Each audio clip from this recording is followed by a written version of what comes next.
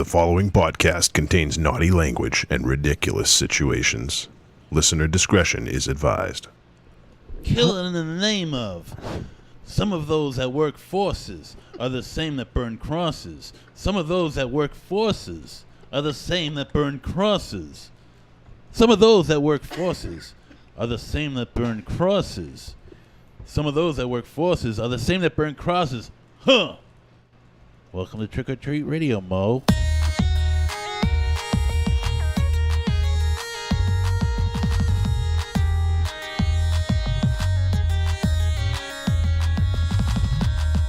Welcome all you little zombies. You're listening to Trick or Treat Radio, starring the Deadites.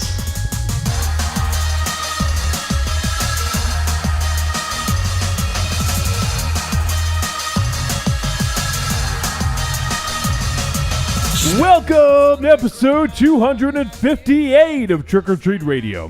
Trick or Treat Radio is a phantasmagorical spin kick straight through the heart of pop culture. Navigated by the Deadites. The Deadites are the world's greatest electroshock band. We destroy monsters, we drink booze, we win championship belts, and some of us... And sometimes we break Monster Zero and Michael Ravenshadow's heart, along with blowing their mind. Hey, so long as it's only my mind you're blowing, I don't give a damn. Well, at least he's fucking showed up Yeah, it's true. for something. We should get that thing right out of the way so that he has time to recover. There's two things that are going to be Yeah. that are going to blow their mind. Yeah, but one of them we got to get out of the way fast because it's been weighing on me. I want everyone to feel as bad as I do. Okay, real quick, before we do that, we will do that. But real quick, I don't want to feel that bad. on tonight's show, I'll go over that real quick so I don't forget. We're going to review the film The Bad Batch from director Anna Lily Amirpour. She directed A Girl Walks Home Alone at Night, and it also stars Jason Momoa, Suki Waterhouse, and also has some cool cameos in it. So we're going to talk about that later. We're going to play some voicemails, and also Dynamo and I are going to run down our trip to the West Coast. And on that trip, Dynamo, Yes, there was some big revelations that, Yeah, I'd that say. occurred. I'd say. Well, not that it's going to bother you guys too much, but I found out I'm 90% sure I have a redheaded son. Ooh. I don't remember going to California and making a baby, but I think that I did. So, You're in the majority there, pal. so I don't I'm know. sure there's a lot of people in California who don't realize they've had a kid. Yeah, I've never even been to California before, so that was a long weekend whenever that happened. And we found out something that directly affects not just this show, but our mythology and one of our running jokes. It's basically like somebody telling you that Santa Claus isn't real. Yep. Want me What? to do it? Want me to do it? Wait, Well, how Santa do you want Claus it- isn't real? I got this. Well, how do you want to do it, I want to ask him first. Okay. Michael Ravenshadow, Monster Zero. What? Tell me, it's Monday Night Raw, 1996 or so, right? Okay. Yep. Your favorite wrestler if DX comes out, right? X-Pac. Right? Yep. What happens when his music hits? Well, I get a boner. No. But what's the song say? Go through, run down the like what happens. Yeah, what's the song say? Well, break it down. No. You know. So No, that's whoa, DX. It goes. Oh, X-Pac! X-Pac thing to tell me what to do. Right. Then Yep. what you choose, what Right. to wear. Okay, that's far enough. I Beers think, right? and Fuck Yep. it. Fuck it. Yeah. Okay. It's the unedited version. Should we try it once, or should we Wait, just what? tell him? Well, I heard I had the soundtrack. This is a pretty big setup. There better be a really Yeah, good what do you punch No, to this. your head is gonna explode. Should we tell him? Or should we? What? That's not what he says. What? It, He does. He doesn't say X-Pac. Hold on. X-Pac. I'm gonna play it. Listen really closely to the very first thing that gets said. What'd he say? No, he doesn't say X-Pac. I never understood what he said, but I know it wasn't X-Pac. It was. No. X-Pac. It's. Make some noise. Wait, what? Listen. X-Pac. Think you can tell us what to do? Yeah. You can tell us what to wear? Yeah, right? Well, I guess that's why he always said make some noise. Wow. He did always say that. Who saw that coming? Not us. We can't do XSplit anymore. We have to do it. No, we can't. Blew us over with a feather. We were in Wait, disbelief. Wait, I'm not sure. I still need some fucking. I gotta call my mom. You had to go to California to figure this out? Wait. You can't unhear it now, right? It's like one of those fucking the paintings that you stare at and then you see a schooner. You know? It's a fucking sailboat, asshole. Wow. Brenda? Yeah. Dick. Wow. Who guessed? What a fucking revelation, huh? How did Now, how'd you find out about this? Koopy? Coop. Go fuck yourself, Coop, all right? Stop peeling back the curtain. Maybe we want to be fucking happy. All this time you've been listening to the show and you had to wait till these two jamokes went over to the West Coast to tell them? Coop scooped us. Yeah, you did. Yeah, you had to fucking engineer Dynamo and Johnny going without Monster Zero and I to break my... Tell us One more what time. to do. Because you can hear you can hear the the S in some, you can hear that. Oh. So we went about 20 years Yeah. thinking that it said one thing. That's No, kind of it's kind of like the whole the guy that was on Howard Stern that said reach down between my legs and ease the tea bag. Yeah. And Yeah, he yeah. named himself Teabag after that. Right. This is that level of Well, you know how No, many fucking- I always knew that it wasn't. Why didn't you X-Pac. correct us, you You asshole? always knew. Because I thought we were doing forget it. First of all, it goes well with the XSplit thing, and also the fact that I figured you guys knew that too. You just went along with it, but I mean, I didn't know what it was. I knew it wasn't XSplit though. X-Pac though. XSplit. You know how many fucking times I've listened to that fucking soundtrack? Not only like on the TV, but in my radio, my mind's eye. Oh yeah, you're blown away right now, right? Yeah, I don't like that. I don't like that. It's like I don't Christmas is ruined. Yeah, can we edit this, please? Well, edit the fucking history of the world. Well, dude, might as well fucking. Yeah, I mean, there's some things we can make better. Go back in a time machine and fucking fix that. Yeah. Yeah. Well, maybe Jason Momoa can help us out with Maybe that. around at least fucking November 2016. Julie Meow Meow says, "Make some XSplit." Yeah. I don't even know what to do. I don't even. Shit. We gotta stop the show. We can't do the show Yeah. anymore. We're gonna do it. What if we try this? You ready? No. Say what they say. Say what? Who says? Say what they say at the beginning of the song for real. Make some noise. XSplit. XSplit. No, it doesn't work. See? It doesn't work. Oh, Well, you gotta put a little bit more gumption into it. You can't. XSplit. Yeah, fucking Forrest Yeah. Gumption. Conjunction gumption. This sucks.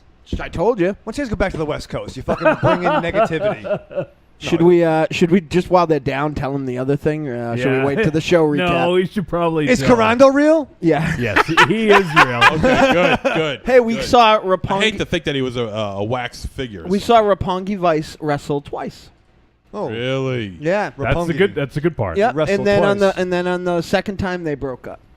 Oh, On night this 2. What? Now, see, this is more heartbreaking than the whole X-Pac thing. Yep, Roppongi Vice are done. No. They broke up. Thankfully, no heel turn or anything like that. No. It was amicable. Very Japanese wrestling. Yep. Rocky Romero said, "Hey, Trent, we had this 5-year plan. We hit it in 2 or 3 years, whatever it was. And now it's time for you to go to the heavyweight division." Really? Roppongi Vice is breaking up. I'm waiting for Michael Ravenchild to say that to me, but it hasn't happened yet. No, I'm so upset. That pisses I was me already off. upset. See? Play some Roppongi Vice, for Christ's sake. Yeah, is that what they say? It's Or is him it like- make some noise. Yeah. Roppongi Vice! Roppongi Vice. This sucks. Did you really move? Yes. Oh, I don't even know what the fuck's up is Yeah. down, black is You don't know white. what's real anymore. I don't. Not that Thank you ever you. did to begin with. All right, Thank you, pour- Larry. Pour one out for our dead homies. Right? Go to McDonald's in Japan. You see, we the true kings, the kings of the night, kings of the lights. Roppongi Vice. Roppongi. Roppongi. Roppongi lights. Roppongi vice. Roppongi.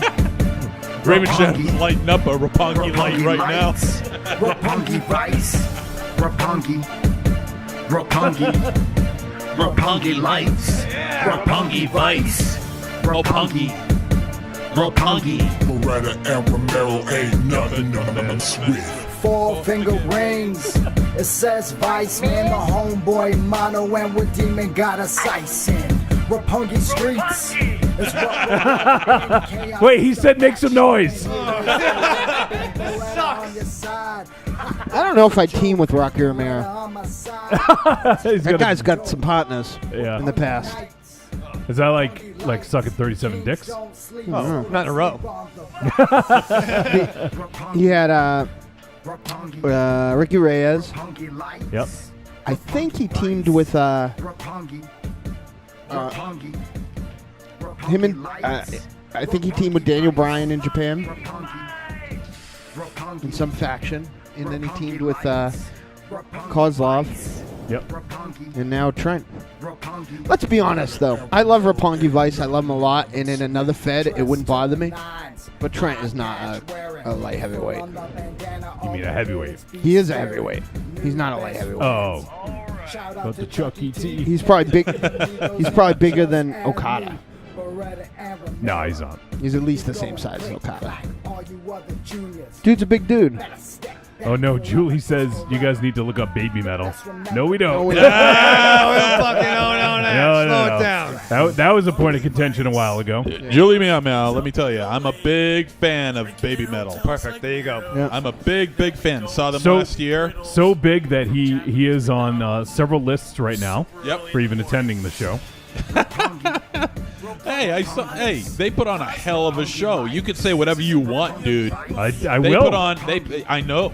They put on one hell of a show. Well, They know- so did New Japan. They're no Deadites. Or Maybe or a that's- special that's- benefit for your friend.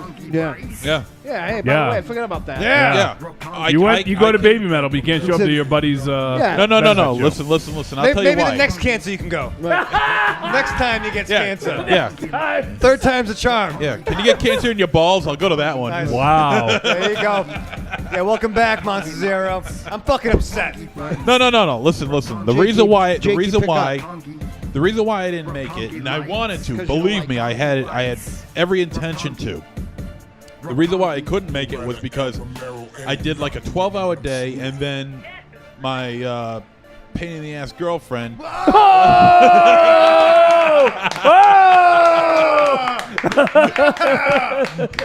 If you're listening, I was held at knife point to say that. Knife point. Whoa. You don't know what's going on under this desk. Ooh. And she wanted to go shopping. Oh, shit. At 11 o'clock at night. No, at like 9 o'clock at night, 8 o'clock at night. Okay. And after that, you I'm do like, know it went I'm- till 1:30, And then right? what?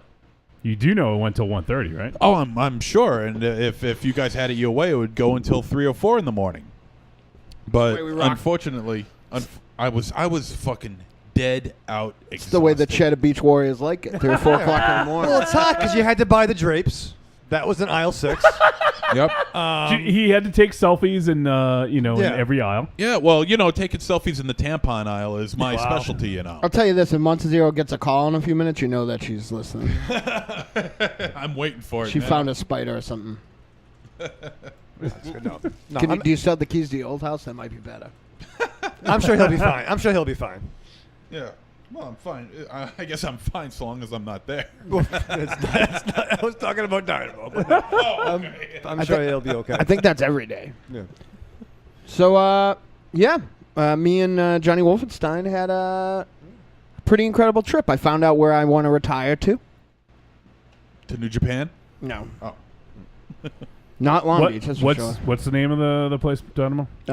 Awesome McAwesomeville. No, what's the name of the town? Awesome McAwesomeville. No, that's not it. It's Malibu? What? Malibu? I don't think that's a place. It's Avio Aseo. Oh my god! Is that it? I can't tell if these are towns or wrestlers. Aliso Viejo. Yeah. So I've made a life decision. A-ho. I'm challenging myself, right? Ooh, yeah. It's not anything that's going to happen tomorrow, but I got to figure out what it is. I'm going to do something, and I want it to be something I'm not already doing. that gives me the financial ability that I can live in that place that I can't say for part of the year. That's my life goal right now. Well, you For know what you part do? of the You year? take Wow. take your entire life That's savings. expensive for part of the year. Well, You I take like your entire life savings. I You make just all the money that did you've that ever to go made, to New Japan. and you take that money and you put it in the lottery. No, no. See, I don't need to. Yeah, you fucking blow it. There Yeah. you go. I don't need to swing at every pitch. I got talents that I'm not using right now. I just gotta figure out who will pay me for them. But yeah, because I like Massachusetts. October, November, December. Yep. September's That's it? all right. Well, I like April and May too. Yeah. But fucking June, July, and August can go fuck itself. And January, February, March can definitely go fuck itself. So it's like 69 degrees there. The ledge told me that's about as hot as it gets most of the time. Minimal humidity. Yeah, dude, but there's earthquakes. We had an earthquake here. More likely to get an earthquake over there. He hasn't had a single one, but we've had 2 since he's been gone. Well, I guess that just goes to show you what kind of luck he carries around. He Right. brought it over The and he brass left in it his here and pocket. he went back. Right. So, yeah, no, it's a real nice part of the world. And in that part of the world, he gave Michael Ledger, the Ledge as we call him, took us on a tour of the campus Well- of... What? We can talk about it now. I was actually going to say it for the last segment, so we can just go. No, into whatever. depth. Okay. Roppongi Well, don't we have a Vice. lot of voicemail? No. Okay. Oh, that's fair. All right, let's go talk about this movie then. Q Buster. Jesus Christ. Yeah, let's not even What- review it. Just Q Buster. There was you did send me a list of stuff you wanted to discuss though, Mars, which is a long and extensive list here. So we'll talk about all the folks that we. talk about all of it. That's just because you said we'd forget it all. Yeah. So one thing I do want to talk about, and Dynamo and I had a meeting 35,000 feet above the earth. They call it the Mile High Club. Dynamo, now that you've been on the plane to California, what do you think about the Mile High Club? Is it something that's legit? I think it says my great uncle would say plush lush luckadunk. What does that mean? I think it means bullshit. What is it, Irish? No, that's not Irish, sir. Irish people speak English. Jakey Poo says, Hall of Fame terrible excuse, MZ. Yep. It's the only one I got because it's what happened. And he also said Cheddar Beach for life. That's right. You can't hang. That's the problem. Is you can't hang with the Cheddar Beach Boys. Yeah, that's right. I think I'll live. Julie Meow Meow says Alabama's good except in summer when it becomes a hot armpit. I got bad news for you. I have seen your parking lot, Miss Meow Meow. Alabama is a fucking nightmare. Yeah, what's the clowns and the weird fucking paintings? Oh, speaking of Alabama, today I woke up early because that's what I apparently do now. And Are you on Eastern Stomach Time. Eastern Stomach Time Yeah, stuff? I shoved all my gift certificates from Christmas and my birthday in my pocket, like the miscellaneous ones. Took an Uber up to Millbury. I saw Baby Driver, which is fucking astounding. I heard it was amazing. I It's his I wanna best see movie yet, in my opinion. Wow. And saying I spent the Best Buy gift certificate that our buddy Cornelius gave. And I like Amazon a lot, but apparently Best Buy just gives you movies for walking in. With a $50 gift certificate and I think $6.50, I got 5. I got the Back to the Future collection. Trilogy, nice. Yep. I got Ghostbusters. Blu-ray? Yep. Okay. Come on, what am I, a fucking savage? I got Ghostbusters. It's a cool set, too, I got dude. Ghostbusters 1 and 2 Very good. in a set. I got Clockwork Orange for $4. Nice. That's an awesome set, dude. I got Purple Rain for Very $9. good. There you Brand go. new. There you Yeah. go. That's some quality entertainment right there. Pretty awesome. I got one other I can't remember, but I'm happy about it. It should be. High School Musical 3. Nope. Yes. Julie says, I live in the weirdest neighborhood. I bet you do. Don't say. I bet you do. We have someone named Jonathan Roth hanging out. Oh, I got Rio Bravo. I hope Jonathan is related to David Lee. That would be awesome. Ooh. But Jonathan says, I'm new to NOLA, so Nolans. Right, Ramchow, is that how you say it? Nolans? Nolans. Yeah. He says, it's hot but damn fun here. Enjoyed Birmingham last year, except for the traffic. First live show for me here. Well, thanks, Jonathan. It's Thanks, a buddy. Yeah. pleasure having you in here, buddy. You know, I want to get this out of the way while you're still in the mood to say the words I can't say. Aliso Viejo. No, another thing. Okay. One thing that was awesome that I do want to say right away, because he was fucking very charming and very nice. Yes. On 2 occasions over the course of the weekend, I got to meet the host of the Perusu cast. Poro cast. Is it just Puro, not Perusu? Yeah, you're right. It's just Puro. And Damon. And that dude was fucking awesome. He's real nice. Showed us pictures of him kissing Jusha Liga. So it was really cool. That's a great show. That's where I get all my New Japan reviews. New Japan? and then- Yeah. Ooh. So, yeah, it was good. Raven Shadow would have hated this wrestling show. I can't wait to talk about it. I would have had so much fun. I would be getting beers with Carando, and I'd be at the beer tent. You will- The beer tent. if you were at the beer tent, He'd you be would at have the bear missed. tent. You would have missed all the matches. Well, you said I wouldn't love liked it. You wouldn't have. Well, I You would've- would have liked the first match, maybe the second match on the first night. I like Lager. But then when the wrestling started happening, you would have been like, "Why are these guys just doing moves?" I like that. No, I enjoy that. I enjoy the flips and the flips. No, not flips like ambas. Oh yeah, ambas are fine. Asian ambas. I don't like Texas guys. Ambas. Were you? Yeah, and you would have been like, "Hey, Carando, what are they saying now?" Yeah, you know what? A, I would have been there. Okay. B, I would have donated. You know, just saying. I'm upset for you. It's true. He donated and he brought his good-looking girlfriend, Yeah. So how's that? who likes us. Yeah, which is But and doesn't made like friends. me apparently. Right? No, not now. She's like, why? Yeah. I don't know why he wasn't there. She liked you before you'd know shit. Yeah. Then screwed the pooch. Could have at least sent the Gorgonite with the Yeah. tenner. The Gorgonite. Why didn't you go? He'd have gotten for like $5. Yeah. Tom C's hanging out. in the chat Yeah, room. I saw the Thomas seat today. Is it real? Is it his birthday? I don't know. He says Clockwork Orange blows. Read the book and eat my butt. That He's in rare form. that is Obviously. Tom C. Thanks Yeah. for stopping in. I did read the book, and it's a good read too. And he also says, "I love I love MZ's arm meat." Yes. My arm meat? I guess that's what he said. Is Wolfie tanned? Do I have meat on my arm? Can't see that far. I got a little color. I found out not today much. that I got tanned. It looked weird. I gotta tell you. I kept trying to wash my face. It won't come off. I gotta tell you though, Wolfie. Uh-oh. When you take a picture, man, you really got to learn how to open your eyes.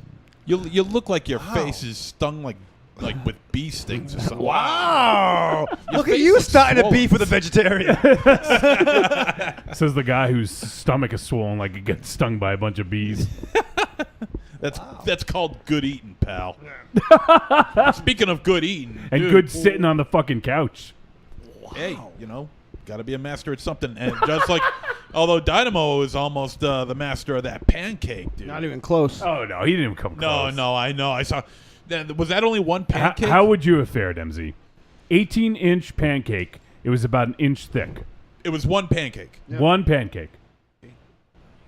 18 inches. Like think of like an Good extra size. large pizza. Yeah, that's good size. That's damn good size. You know what? When I go out for breakfast, I usually have at most 2 pancakes. Well, this was more than that. Yeah. Oh, that's two pancakes was about a quarter. yeah. I This probably was would like have. 8 to 10 pancakes. I Probably. probably would have fared just about as much as Dynamo, maybe a little less because Yeah, it was bad it doesn't times. look like there was that much butter on it. And No, there's plenty of butter. Don't worry about that. yeah. All right, and syrup. I mean, I'm sure you had to get like a pitcher of No, syrup. it was to, fine. You know, I knew how to do it. I strategized. The only problem with it is that Ledger sat down just as they were giving me that pancake, so that went What's so poorly. bad about that? Well, because she went away, right, and then came back and asked Ledger what he wanted to eat, and he said, "Not an 18-inch pancake, because that's fucking stupid." It literally, that was his first interaction with the fucking waitress. It's like, what can I get you, hon? Not a fucking 18-inch pancake. That's stupid. Now, what did that? Now, can I ask you how much? And that then set they you brought back? me eggs. and eggs and bacon and he's sausage. He's like, oh, you need that. It comes with it. Can I ask you how much that set you back? That pancake? $15. $15 for that one pancake? Okay, all right. You bring some It home with actually you? was pretty reasonable. $15 is reasonable because I think the meal I got was like $12. Right. So, The next meal I got was $15, and that was just 5 pieces of French toast. So. oh shit, Mars! Look at the Holy third one now. See that? Is? Oh, cake in the bank. No, above it. The sexy librarian, Mars. Oh, Bombaleo. And she said, "I love Ledger." And we got Coop. He says, "Cake in the bank." Cake in the bank. Let's go fuck True. yourself, Coop. Yeah, he's Coop. Coopy's mad at you. He's pissed at you. Yeah. He's pissed at you for the make some noise revelation. Just because you can say something doesn't mean you should. Yeah. It's an urban legend, and now it's found out to be true. Sucks. Corny says, "What is MZ? A fucking food detective?" Sure. Yes. Belly Beach CSI. Julie says she likes crepes better. Yeah, I like Ooh. So Crepes Julie, around. Could you eat an 18-inch crepe? I don't know, but Julie, I don't know, but he took, I went on took this. an 18-inch I went crepe. on this. wait for later. You'll hear about that. I went on a cruise. That was a Nightmare Demon Hell ride. But the good part was every single meal, or maybe sometimes more, like for an extra meal, there was a dude a deck up just making crepes, and I just kept going up and getting crepes. I maybe ate 11 crepes in 3 days. Jesus Christ. You're right. The crepe ape. First time Mike is hanging out. Says, "Evening, family. Welcome back, Wolfine Dynamo. Hey, MZ and Bombaleo Raven Chat." Thank you, first time, Mike. Jakey Poo says, "Make some noise." Shut up, Jakey Poo. And Coop says, "I'm just here to see if DC-10 gets beat by a 2-year-old again." We may or may not have shown him that. Hey, I didn't see it coming. He blindsided me. What do you want me to do? Not to mention the fact that he was a fucking 2-year-old. What am I going to do? I think Give him he a was- lariat? I think he was 3 at the time. 3. Whatever the fuck. What am I going to do? Throw him up in the air and give him a lariat? Hardcore legend. No, not Larry. You should give him an uppercut. An uppercut? Well, a lower cut. European I'd uppercut. have to drop to my knees in order to do it. And hey, you know what? A kick in the stomach doesn't I hurt. spoke with him on the phone today, just a point of reference of how long ago that was, and I think he was at a bar. Because I knew he was in Massachusetts over the next couple weeks for like 2 times, but he was in between. Because I was in Millbury today, so I figured I haven't seen my nephew in a while. I'd take him out to lunch and take him to Baby Driver, and his negligent dad doesn't. Oh, man.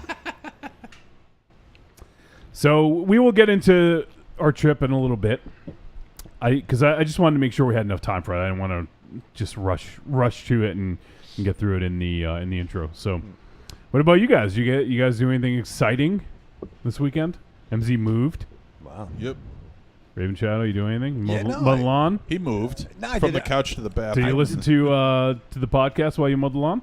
I didn't, because I'm between mobile devices, so Or I did- just had to have my mind memories. Or did you listen to Rage Against the Machine? I was mowing in the name of.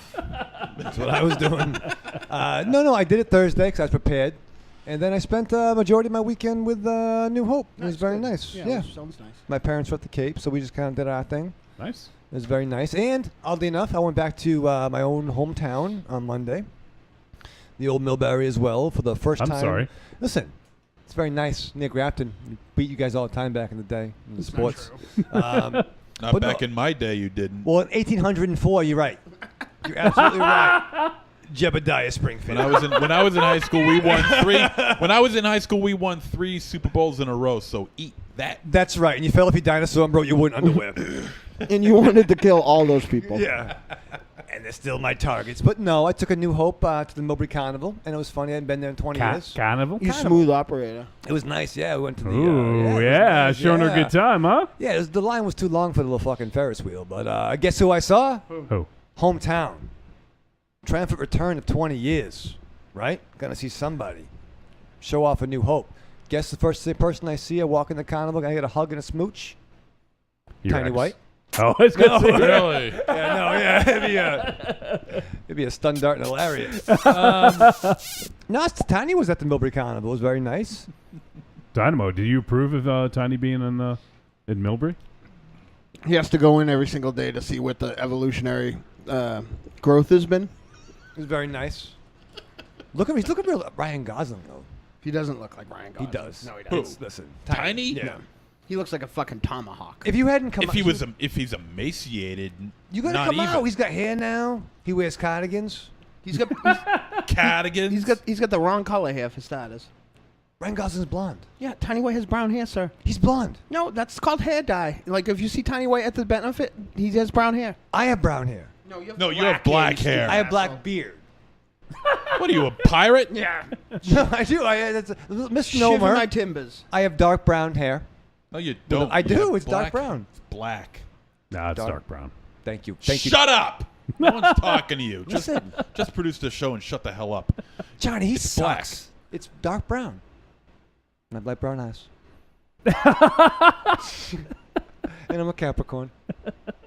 How would you like my fist to make your eyes black and blue? Yeah, I turned his mic down. Which one, him or me? Him. Yeah, he sucks. Cuz Say yeah. you made fun of me producing, you asshole. Yeah. Say underneath Son of a things. bitch. Yeah, that dude has brown hair. He's got blonde hair. Yeah, that's not blonde. It's blonde. No, it's not. It's gotten darker over the years. He used to be a blonde. Super didn't producer Wolfie, what color is Tiny White's hair? It's blonde. Thank you. he? It used to be That's not blonde. Dude, I've known him my whole life. He has brown hair and dyes it blonde. And right now, or as of the benefit, it's pretty brown. Do you know how many times I've seen that dude dye his hair? It's probably 28,000. Why That's does he brown dye? hair. Why does he Yeah. dye his hair brown? He doesn't dye his hair brown. That's his Or real blonde? hair color. Blonde. I mean blonde. I meant to say. Because he's a fucking lunatic. Why does he do anything he does? Why does he buy $2,800 worth of keyboards and turn around and sell them before he takes them out of the box? Because he can. I don't fucking know. Listen, I'm all fucked up. This is a Oh, bad show. oh, Mars, I got a scoop for you. What?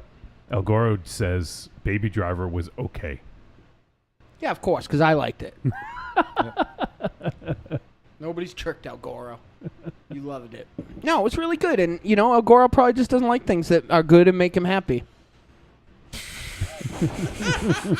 That's why he likes the WWF so much. Oh, the SL says either way, Tiny is hot. No, he's not. SL, listen, you're around books all the time. What color is Tiny's hair? It's You're blonde, around right? books. You're around books all the What is time. that? What color is Tiny? Osmosis. Is she in the follicle section? Yeah, It's brown. it's blonde. It's not blonde. It's blonde. It's not. It's always been blonde. He's always dyed his hair. I don't think he has. Dude, yeah, he has. Do you know how I many gotta shows take- he's been late for? I got to take Dynamo's Do you side think he on was getting this because shoes? he knows him much more than all of us combined. He knows him very intimately. Yes, inside and out. right, assholes. Hold on a second. Listen, text him. Get him on the In phone. So- fact, first- I'm going to post up a picture of Dynamo and Tiny together. Okay, and Fir- that'll show you exactly what kind of friendship they have. Because I have it right here. I have it right here. First time Mike says, "Hey Dynamo, great recommend on Blood Drive. Blood, sex, and violence on basic cable, amazing." Yeah, I dig it. El Goro says it's okay. First time Mike says, "I see every Okay. discussion is going to devolve There's into Dynamo's- chaos, so we're back to normal." There's Dynamo's and Tiny's friendship. Okay, Where? culminated in one picture. All right, let's see. I'm clicking on it right now.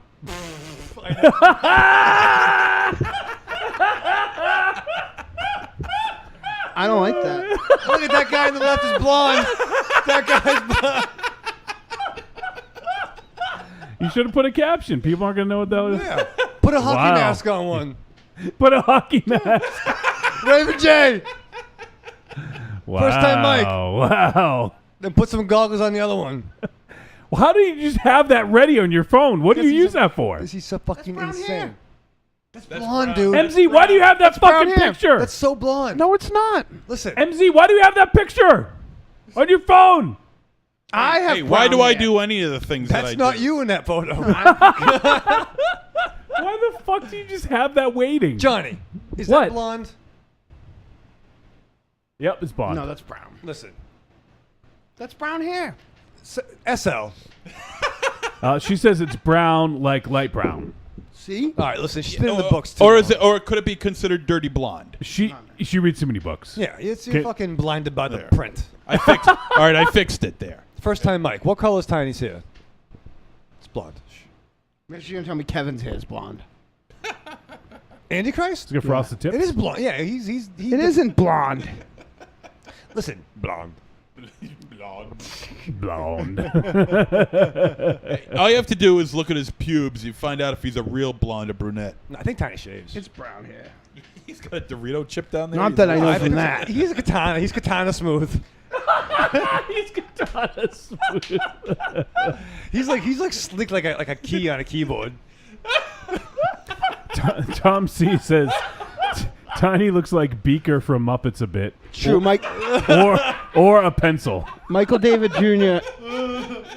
First time Mike. Michael David Jr. First time Mike. First time FTM. Oh, Yep. sorry. First time Mike. Oh, it says that in the chat room. Yep. First time Mike. Yeah. First time Mike says Tiny's a motherfucking ninja. He can change his hair anytime he wants. He says appearance, not hair. I can. So it's that's part of his appearance. Still blonde. Tiny dyes his hair almost like white.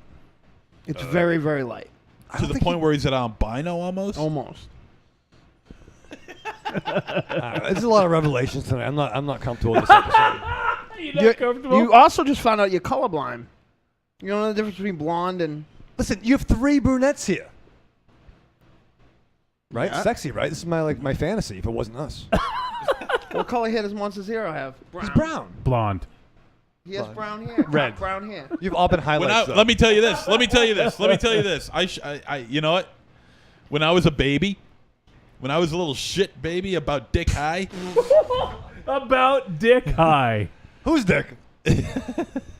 Mini-Me's dick. I don't know. I used to have red hair. And you used to get beat too, I'm sure. Then and now. Yeah, but you can change. You get puberty. Let me know when you guys get there. What's puberty? Yeah. No, but like, you know what I mean? I tell you this, nobody has fucking stared at Tiny White as much as SL, so she's going to know. It rhymes with Minamo. You're just jealous because, A, I have another tag team partner, even though one of them's being mean on it. Well, no, he actually left for OTC. No, I'm very upset. I didn't go to fucking California. I didn't meet Joshua Libre. I didn't meet Carando. I found out Coop's a fucking asshole by saying that the X-Pac song isn't how we sung it for years. And these fucking movies suck. I'm done. I'm fucking done. I haven't seen Wonder Woman yet. You're done what? Everything. Why didn't you see Wonder Woman yet? Because I'm watching fucking these fucking You movies. had time over the weekend. I was doing other verbs. You only have time to watch one movie a week? Yes. All right, you need to take me through your week. And that's Is and that that's on a good week. Because I just really don't understand, like... Because I'm awake and I pay attention and I'm sober. Right, but what I'm God, saying what a is that, miserable like, existence.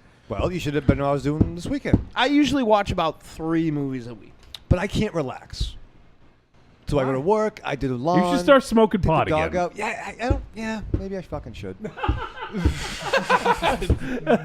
Maybe there's probably no doubt about it. no, I haven't smoked. You don't have to do the lawn more than once a week, though. It's hot and it grows. Always fucking rains. There are ticks. He's clipping the leaves off the plant in his Yeah. room or whatever. I'm doing the lawn. It sucks. He only has to answer to himself now. Yeah. I mean, So what if you didn't do it? Who's gonna yell at you?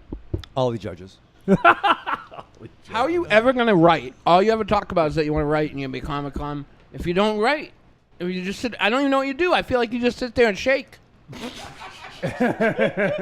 Well, some days are better than others. Shake, You have no like Explain.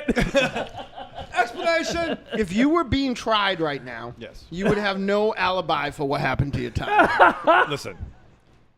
You every time you give us like 4 hours worth of stuff that you did. 2 of them's watch a movie.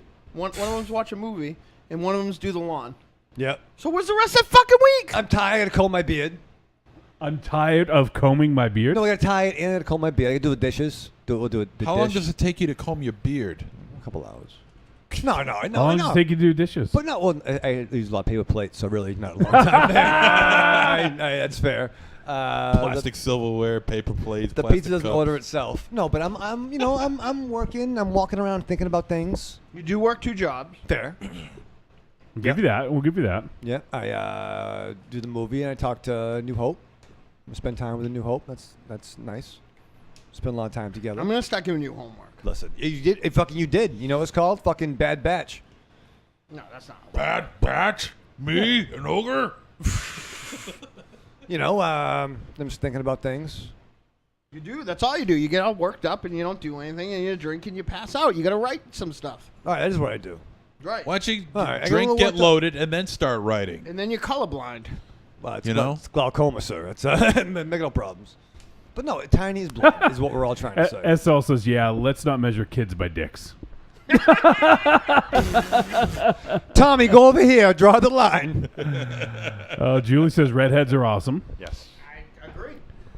First time Mike says, I would definitely agree. yeah. hey, Rue Morgue, we got some action for the 2017 podcast Yeah. list. The only thing I like more than redheads is whiskey. And that depends on the day. Oh, SL's giving you shit, Raven Shadow. Why? You couldn't go see Wonder Woman, but you went to the Millbury Carnival. Exactly. Priorities are fucked, Raven Shadow. A, you're right. B, no, it was for a special someone that wanted to see fireworks. So you could see fireworks. Yeah, you why could don't see show the- fire. You could go to see Wonder Woman and then walk out of the theater and see then the go see the fireworks. fireworks. And for the best view in the fucking town. Right? Yeah. No shit. Right? On the I saw front lines. fireworks from there once, and it was awesome. Could have been some fireworks in the bedroom, Raven Why Shadow. was Baby that's Driver fair. only okay, Al Goro? Yeah. I don't think he's listening. He literally just got out of the movie, I think. Yeah. Baby Driver only okay. Yeah. Jakey thought it was only okay, too. Jakey doesn't like him. Okay. He's got a vendetta against him. Okay.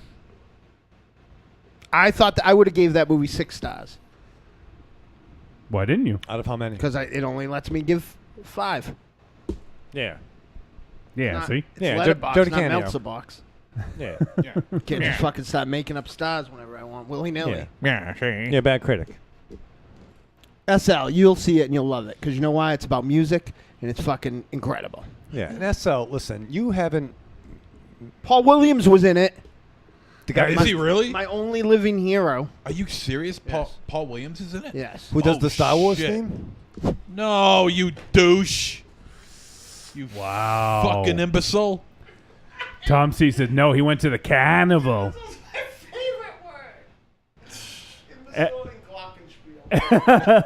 SL says, pretty sure the view from the parking lot would have been better than the view from the carnival.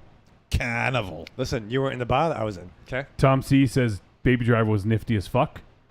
Corny says, Baby Driver is good. I want to see that movie so And bad. Jakey Poo says, I got it figured out. I don't know what he's got figured out. Wow. He's got something figured out. You're being awfully cryptic, dude. I gave Jakey probably the best hug that I've ever given anybody, but it wasn't from me. Oh, I saw the hug. It was Yeah. just okay. Did you give him a Whatever. kiss? How many? It was a side hug. How many stars would you give that hug? Two. Did you give him It's a not kiss, easy too? to give a side hug. I gave Coop a kiss and posted Yeah. on the internet. So there. All right, Fuck yourself, wow. Coop.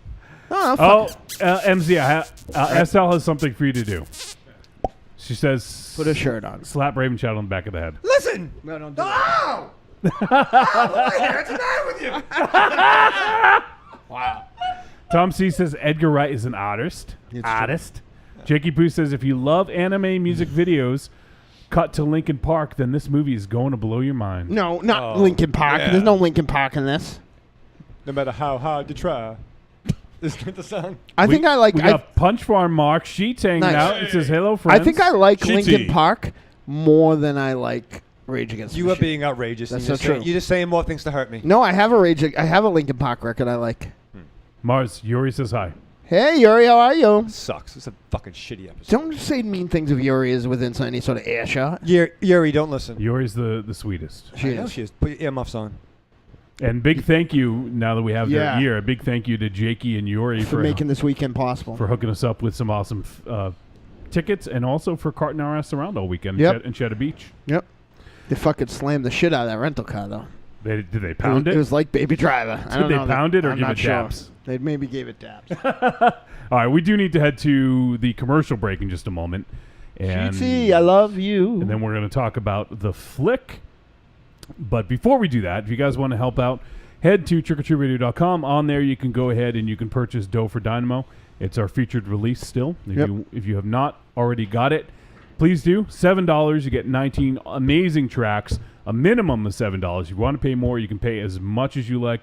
All proceeds go to Dynamo to help pay for his medical bills. I came home to the red electric bill. That was nice. Oh, yeah. Yeah, I love that. They never turn it off, though. It's my favorite. They may. Well, no, it's because they think I'm 80 years old, so they keep it on. But. Oh. And so grab Dough for Dynamo.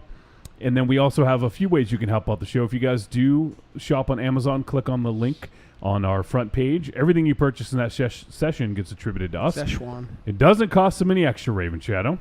But it helps keep the lights on. That's right. So if you do shopping on Amazon, just use our link. It'll help us out. And then you can check out our friends over at Horror Pack, or you can make some noise for XSplit. XSplit. Huh? Does that work, Dynamo? Meh. Oh, I didn't feel right. You know what? I gotta Make some noise for XSplit! XSplit. You ready for a hot take? Yeah. I fucking hate the XSplit thing. I hate it. I'm glad it's gone. That's why you did it. Nah, I hate it. Like You and Coops are in cahoots. Well, obviously. Haven't you been paying attention? No. Oh, shit. Jakey says Yuri listening. She's really mad. Make Raven Shadow apologize. For what? Apologize, Raven Shadow. For what? Say you're sorry. But what? You said something really mean about Yuri. No, I didn't. Hey, She's hey, very hey. nice. Say sorry to Yuri in a hurry, okay? Yeah, really? That's your hero. Yeah. Hi. Say sorry. Raven Shadow. I don't know what so many things it could Just be. say you're sorry. You're sorry. Wow. The point of saying sorry is just being sorry. If it doesn't matter. If you hurt somebody's feelings. Yeah, just you're feel not bad. sorry at all. Well, Yuri, I apologize if I hurt you. I didn't mean that. All right, well, there's a start. I recognize my flaws, and even if I'm not going to change, if I recognize It's gonna be a then scorpion. it's a step in the process. You are a scorpion. I am a fucking scorpion. Tom C says, you guys don't seem glad I'm here, but I am, so blow me. I'm wicked glad. You know Tom what? Hey, Cruise- Tom C, You come fucking on, fuck man. yourself. And Raven Tom Shadow C told me he was Tom's dead. awesome. Come Tom on. C says, I've been Amazoning with you guys. Thanks, Tom. Thanks. Wow. We miss you, Tom C. Where you been, buddy? He's been outgrowing that mustache. That's what he's been doing. Yeah, it's nice things. I'm in a bad fucking He's mood. been growing that fucking awesome mustache. Oh, Coop says, make some noise. Fuck up, Coop. Julie Meow Meow says, I wore my Deadites tee to the bar and immediately got questions Wait, about hold it. on. You have nice. a Deadites tee? Yeah, she got a Deadites tee. Thank you. Do you have a Deadites record? She does now. Am I your favorite? You want a Raven Shadow t-shirt? Oh, Jakey says Yuri's matter. Fucking Did hell, she watch Raven this movie? Shadow. I think she Fucking might hell. think I'm somebody else. Oh, he says, okay, that's better. Yeah. So you're good. You're good. Yeah. I'm not good. Don't all right. say anything else. I didn't say anything else. Trick. Sucks. All right, Raven Shadow, you sit down to watch The Bad Batch. What do you do to prepare for this? Oh man, I fucking, you know, I just think about things. Yeah. Think about things alone, Yep. by myself. Yep. And get a little hungry. Okay. And then You I make think a Mom about Celeste. no, I think I want some spaghetti. Oh, okay. Yeah. I'm thinking about some spaghetti. Piscetti. Spaghetti. Poschetti. And then I realized Yeah, that. have this plate of poschetti. Thank you. Then I realized that I'm not watching good movies. I'm forced to do things. I feel like I'm a fucking indentured servant. Why don't you put on Amazon Prime and watch fucking Kung Fu? From I Beyond the don't Grave? have that.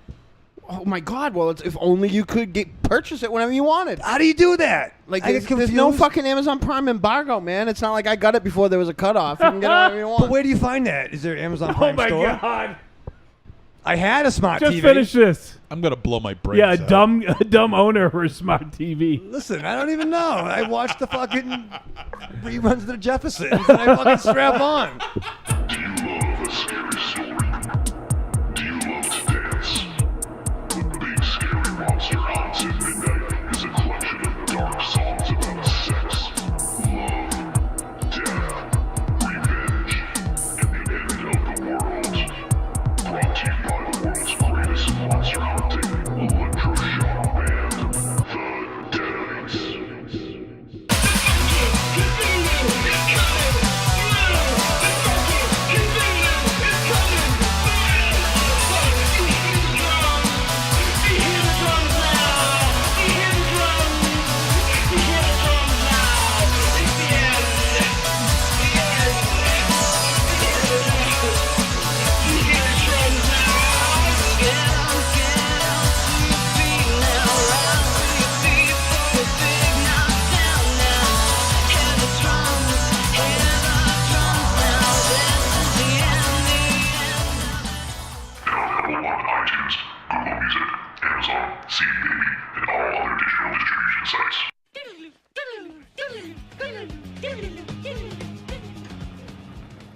Hey Deadites, I'm Christian.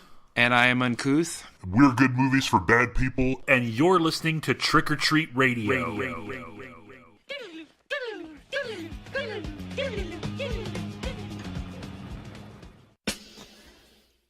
I'm Ruby Burble. What's up, y'all? It's me, the Yeti. Telling all the ladies that they couldn't be more fine and that we should knock those boots like Frankenstein. When I want to get my nerd on, I go to Facebook and I go to the Trick or Treat Radio Facebook group. That's the place where I get to talk about all the hip new horror movies, all the cool comics. What comics? RPGs, video games, you name it, we're talking about shit on there. And you could not be any cooler if you were the coolest kid in school. Be the first kid on your block to swing their cock over at the Trick or Treat Radio Facebook group. Just go to Facebook, search for Trick or Treat Radio, ask to join, and it's like Nerd Nirvana, baby, without the shotgun blast. This is the Yeti, signing out. See you at the Trick or Treat Radio Facebook group. Follow us on Twitter at The Deadites, TheDeadites.com, and TrickOrTreatRadio.com.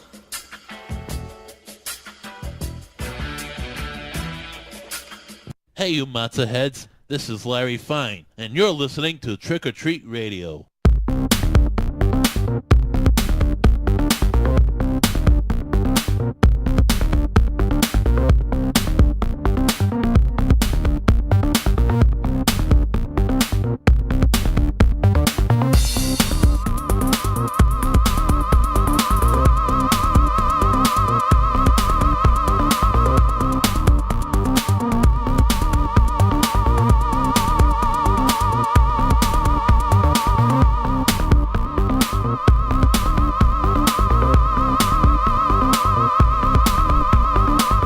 All right, we're back on Trick or Treat Radio.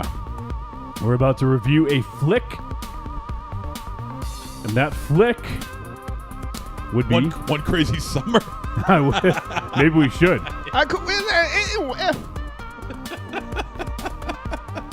The flick we're reviewing is The Bad Batch. Not Kung Fu from Beyond the Grave. Nope.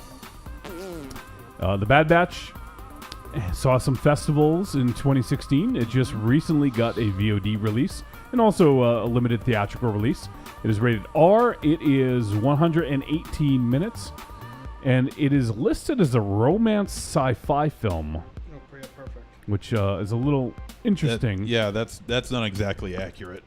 I don't know about the romance part. I'm not even sure about the sci-fi part. Well, but we'll go along with it. Sure. So the film is written and directed by Anna Lily Amirpour, who, as I mentioned earlier, directed A Girl Walks Home Alone at Night, which we reviewed last year, or maybe 2 years ago now. And the film stars Suki Waterhouse, Jason Momoa, Jada Fink, Keanu Reeves, Diego Luna, who was Cassian Andor in Rogue One, Jim Carrey in a very interesting role for him, I guess, and Giovanni Ribisi. The synopsis: a love story set in a community of cannibals in a future dystopia. In a desert wasteland in Texas, a muscle cannibal breaks one important rule: don't play with your food. All right. And even that's a little... Yeah, a little misleading, I think. A little misleading, yeah.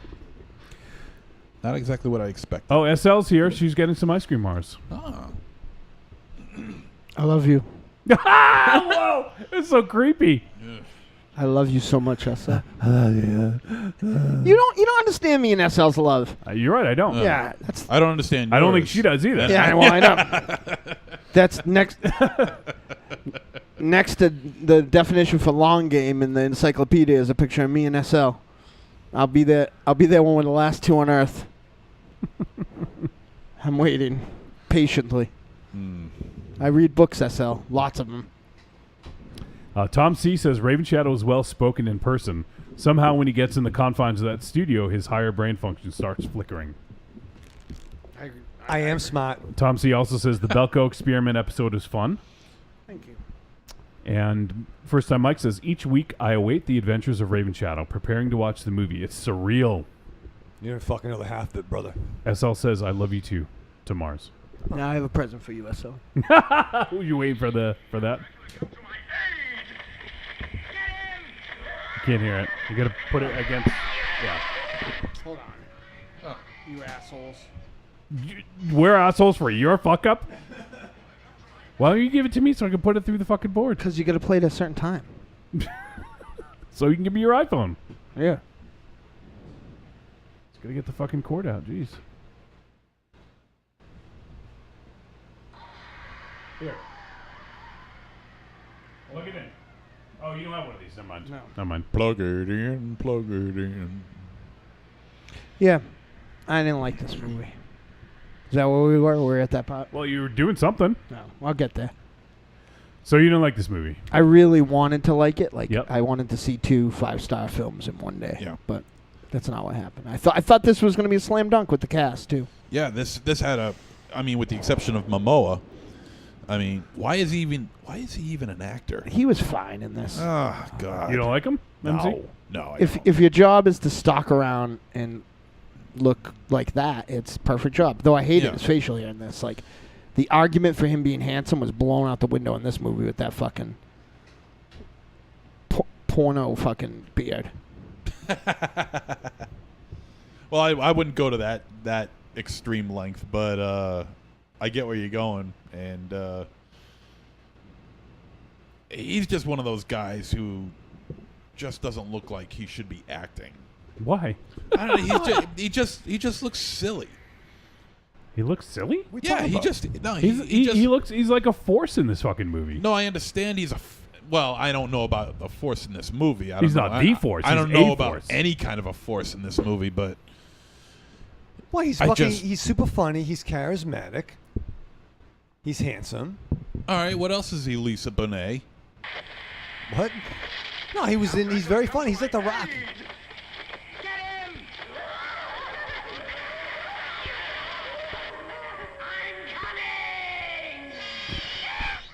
Mars watched that about 40 times this past weekend. That's my whole review of this movie. If this movie had one minute of this bad movie, thank you, Dynamo, gave me more enjoyment than fucking just about 2 hours of this movie that tried really hard. I don't understand. I mean, I've always enjoyed the. And her last movie was beautiful, and this movie is not beautiful. Yeah, well, you know, I think it is. I'm always interested in the whole dystopian, post-apocalyptic view, and this, from Mad Max to like Rats, Yeah, Rats is fucking awesome, though. It is. It's a fantastic flick. I love it. This And is the pretentious art house version of those films. Yeah, that's exactly.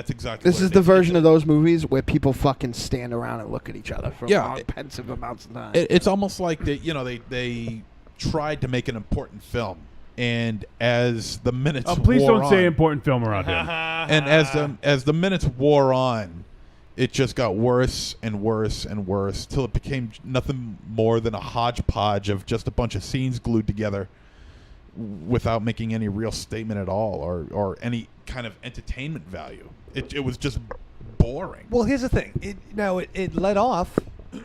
I'm intrigued, right? You got a sexy blonde girl with a jug of water and short pants walking in the desert. So I'm like, all right, I'm in that. I like that.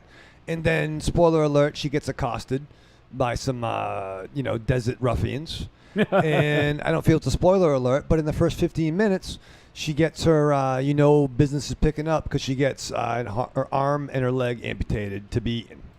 Like, well, that's fucking outrageous. So I'm like, what's this fucking all about? She turns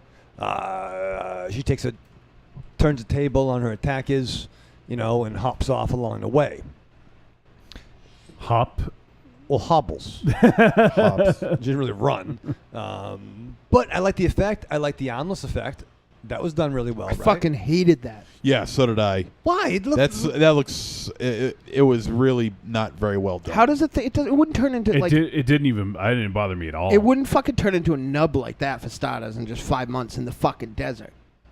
I mean, I don't even know about nubbins, but I mean, I know that it looked like Dave and St. Nubbins. Yeah, it looked like it was amputated.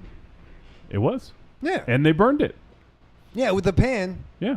No, Tom C., it's not like a Refn film. Refn films look good and have incredible visual subtext and have characters who have very deep pathos. This film was just fucking... I didn't know who this fucking dame was. She got fucking branded and set loose, and we didn't learn anything about her except that she was fucking irritating, and I wish they cut her head off instead of her arm. Right, so then she comes across Jason Momoa and his baby mama and child. Sookie Stackhouse kills... Oh my fucking god! Kills... Her name is... The name of the character is Arlen. Yeah. Oh, but what's the actress's name? Sookie Waterhouse. All right, it's pretty fucking close, right? Right. Sookie Stackhouse, Sookie Waterhouse. I guess we're gonna have to accept that. SL, you know words. So fine. I hate that show, too. Julie Meow Meow says watch Moana instead. I don't Moana. Jason Moana? Cornelia says, I'm glad the Raven Shadow's been watching the movies. To celebrate, Julie and I will send him that evil clown as a gift. Thank you. You know what? And actually, as a result of this, I'm going to say it right now in front of everybody. I'm going to invoke the 258 rule.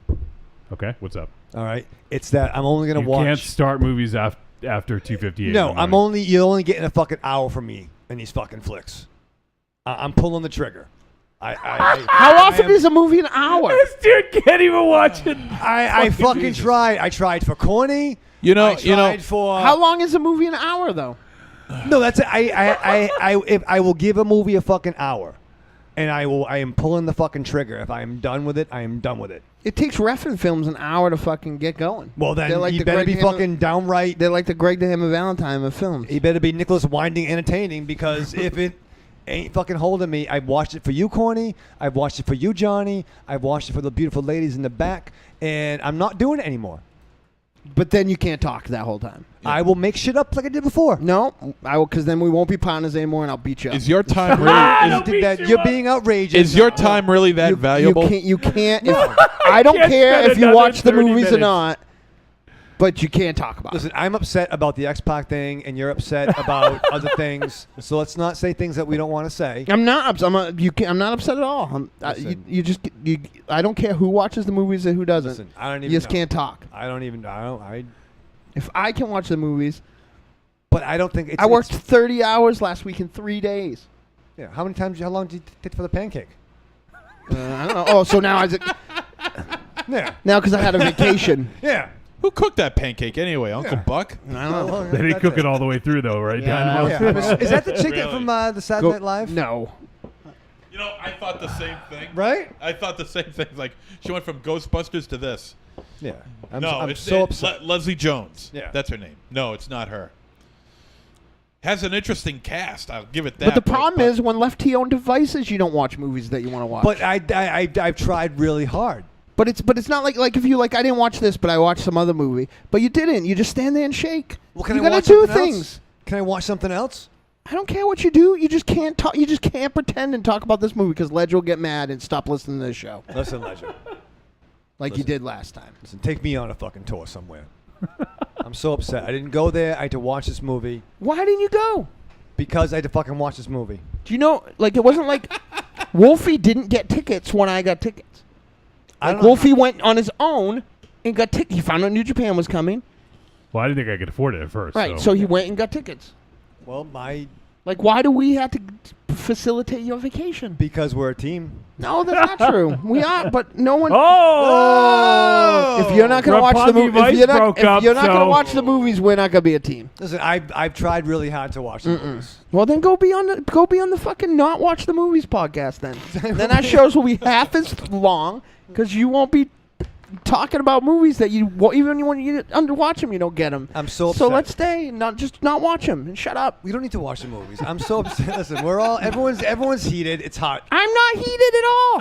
And it's not hot in here. It's think- cool. I think we're It's all- very simple. Don't watch the movie. That's fine. Just don't talk about them. I won't talk about them. I would prefer you didn't watch or talk about the movies with most of the reviews most of the time. Listen, I think we don't need to rage against. I films think right we're now. having another team breakup this week. I was mad because he totally was grooving to an REM song next week and then did the fucking dork thing and the fucking You kept talking about it this weekend. yeah, he did the fucking Donald Trump thing and was like, "Oh no, I'm sorry, I don't like this." Yeah, I wasn't hearing right. Look at the face on this guy. That guy's in WWE. Is he? Yeah. Or NXT, rather. Whoa, Yeah. look at that. Steroids are bad. Look at that Ric Flair profile. That guy's got Like, got a great ass. That's Playboy Buddy Rose. Is that Shelton Benjamin? Yeah. So no, Listen, I hate when you don't watch the movies. I hate rage. That's MZ. Yeah, it is. Fuck you, dude. it's like China. I'm trying so hard. Me and A New Hope are trying so hard.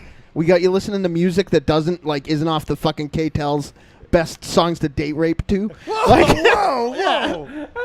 It's K-Tel's best songs to date rape to. Kid Rock, Rage Against the Machine. And check Hi, I'm Johnny Whitehat. Listen, no, that's how. You're out of roofies, but you still want to get down? Put on songs to date rape to. K-Tel's #1 collection. Rage Against the Machine. No, you're outrageous. Kid Rock. Linkin Park. I don't fucking like you. Have the Linkin Park. I haven't. No. System of Down. Wake up. What to? System of Down. What to?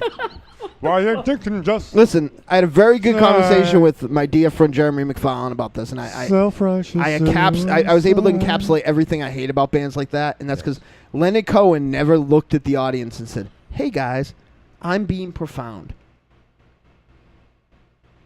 But fucking Rage Against the Machine literally has a song where the chorus is, "Fuck you, I won't do what you told me." Yeah. That is my nephew having a temper tantrum. That is not a social political diatribe. Seriously, we don't need to do this again. I want to talk about the movie. We haven't even begun. Yeah, but here's the thing. Yeah. Just like you've been doing for this movie sucks. We got nothing to talk about Thank this you, movie. Dynamo. Thank Yeah. you. You know what? We don't. People look You know what? intensively. What? I like this movie. Well, of course you Of did. course you like did. boring So stuff. fucking- Of course he did. So fucking debate me, you Of course he jabronis. did. All right, so You're gonna be like, "Ooh, monocle. This Yeah. movie was fucking God. boring. Dynamo, I'm not sure if you Yeah, know Wait, this, wait, but- wait. No. We've given reasons why this movie sucks. Okay, let's hear I what want to he has hear to say. your reason why you think this movie He's is gonna good, say and this- it better be good. This movie looks very beautiful. It reminds people that deserts exist. It's very well shot. Well, first of all, this is And I think Momoa Joe over here is a really good Momoa actor. Joe. Well, first of all, this is an important film, Raven Child. Yes, I thought so. I had a conversation with A New Hope, and she's like, "Is Johnny going to think it's important?" I said, "Yes." No, I don't think it's important. And honestly, when I'm watching this, I wrote down that I don't know why I liked it. It was enchanting to me, and I was mesmerized by this film. And I think they do some amazing world building early on. This world, everything that they do is believable in this world. And Okay. I think they did a really nice job of showing kind of the struggle of the people, and it left enough there to make me think what else is going on beyond the walls? Like, So you what wa- else Just like happens? any other dystopian film. So you wanted to see a movie in this world that was good. What? Like I you thought- were I like, said this I was want to good. know what else is going on because this shit's boring. No. It makes, I think when it's like we say when you get like a short story or something like that, it shows you a glimpse of something and you want to know more. For instance, with Signal to Noise, Jared Blinkhorn's short, Right. Yes. Which we were in. It is a masterpiece. which we're in. It's great. It shows you something, but there's way more to the story than Sure. that. And in this film, I feel the same thing. Even though it was a feature-length film, there is so much more to this world that interests me and that I want to know about. And Yeah, but there's if they- just something that it was just something that I was along for the ride. And honestly, I haven't had enough time to digest it to know exactly what, what might be going on, if there is subtext. But for me, I just really enjoyed it, and I thought it was kind of an enchanting film that took me along for the ride, and I was with it the whole way. Yeah, but if you feel like you got as much out of a 2-hour film as you did out of a 3-minute short, I'm not and you saying still that. and you still I want was more. making an analogy. That's not what he's saying. Yeah, I made an analogy just so you guys could understand what I'm trying to say. No. This movie has nice hair. That's what I'm getting from what you do. You know, cute little comments there, If Johnny. if it had nice hair, I would say it looked good, but I didn't think it was that good. I'll say that I'll give some props to the set designers, because I think that for a dystopian film they used quite a bit of color in this. Also, I feel like they used they got a little bit of inspiration from George Romero as well. I kind of catch on to that. Other than that, this movie really has nothing going for it. I mean, even though it has a really good cast, you know, it looks like With nothing to do. With exactly, and the one that has the most to do, who is what's her name again? Sookie. Yeah. Arlen is the character's Arlen. name. Okay. I fucking hated Arlen. I didn't hate her as much as I hated Jason Momoa's terrible accent, but I Yeah. hated her fucking plenty. Though this was a great role for him, I think that he was the best part of this movie by a lot. He had the presence. His presence gives a shorthand of who his character is. They didn't have to fucking give the Jason Momoa fucking Marvel Comics origin, you know? But this main character may be the second most unlikable character that we've watched in a long time. I would rather watch a sequel of that little kid from fucking Evolution than watch any more of Arlen's fucking hobble adventures. I just don't understand how you could go from A Girl Walks Home Alone at Night, Which is which a was fucking masterpiece. which was brilliant. It was on my top 13 list. Every fucking frame To of this. that film was brilliant. Yeah. It was smart. It said a lot. It gave you a fucking smorgasbord for the eye, Yep. so you could literally, like, I watched that, like Johnny talked about this, and then in subsequent viewings, you know, got some of the undercurrent that was going on in it. But it didn't matter if I didn't pick it up the first time, because I was fucking sitting there with my jaw open of how fucking beautiful this was, and how great the performances were, and how enchanting, to steal Johnny's term, each and every character in this movie that movie was. At this point in the film that we're looking at right now, I was still intrigued because I really did like this scene. Yeah, it's great. I really did, but as the movie just went on, it just degraded itself and just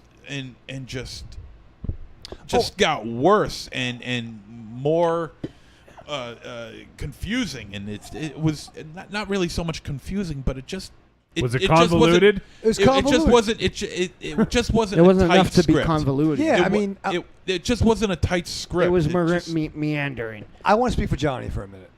Please don't. No, you don't. No, let me Actually, speak go for ahead. you. Go Let me ahead. speak You for don't. No, you don't want I to do think that. what Johnny was trying to say early on Is that this movie- Don't shut my mic off. I know what you do when you move those hands. Yeah, when you speak for me, No, and I think- don't want you to, I turn your fucking mic allow down. me to Speak reinforce. for yourself. Yes. Have a fucking voice. Thank you, Johnny. Don't turn my fucking mic off. I'll have a fucking voice. Thank you, MZ. Welcome back. No, I think from the get-go, you kind of got a sense of something. I mean, whatever happened, like post-apocalyptic world, for whatever reason, there's some people that aren't allowed to live in society, so they're cast out, right? You kind of got that pretty quick, whether it's the tattoos or whatever. And like MZ, like we're still at a point in the flick where I'm still engaged into it. Yeah, I'm still here I'm still with it at this point. But I love Jason Momoa, but I don't know why he spoke English but needed subtitles. He's like Benicio del Toro. Because in Jason Suspects. Jaboba doesn't know what the hell he's doing. He wants to make himself appear to be more. He was playing a fucking role. Shut up. He was playing a Cuban. God. What was Yeah, wrong please- with it? How many Cubans have the words Miami Man tattooed on them? Well, there's I don't know. Let's There's a- go poll every Cuban person in the world and let's Okay, find out. well, you I'm gonna do first. some Cuban. That was his flashbacks. nickname. What's the big fucking deal? People get nicknames tattooed on their body. There are a lot of Cubans in Florida, though. Just saying. Yeah. Yeah. Are there? That's a thing, right? It's like, I can still They say that. all Johnny? go to fucking Miami. Really? Yes. Hey, creepy girl, tell me how many Cubans you've come across in a day, will you? Jesus fucking Christ. Is she in Miami? No, she's in Florida. Perfect. No, but yeah, it's the same thing.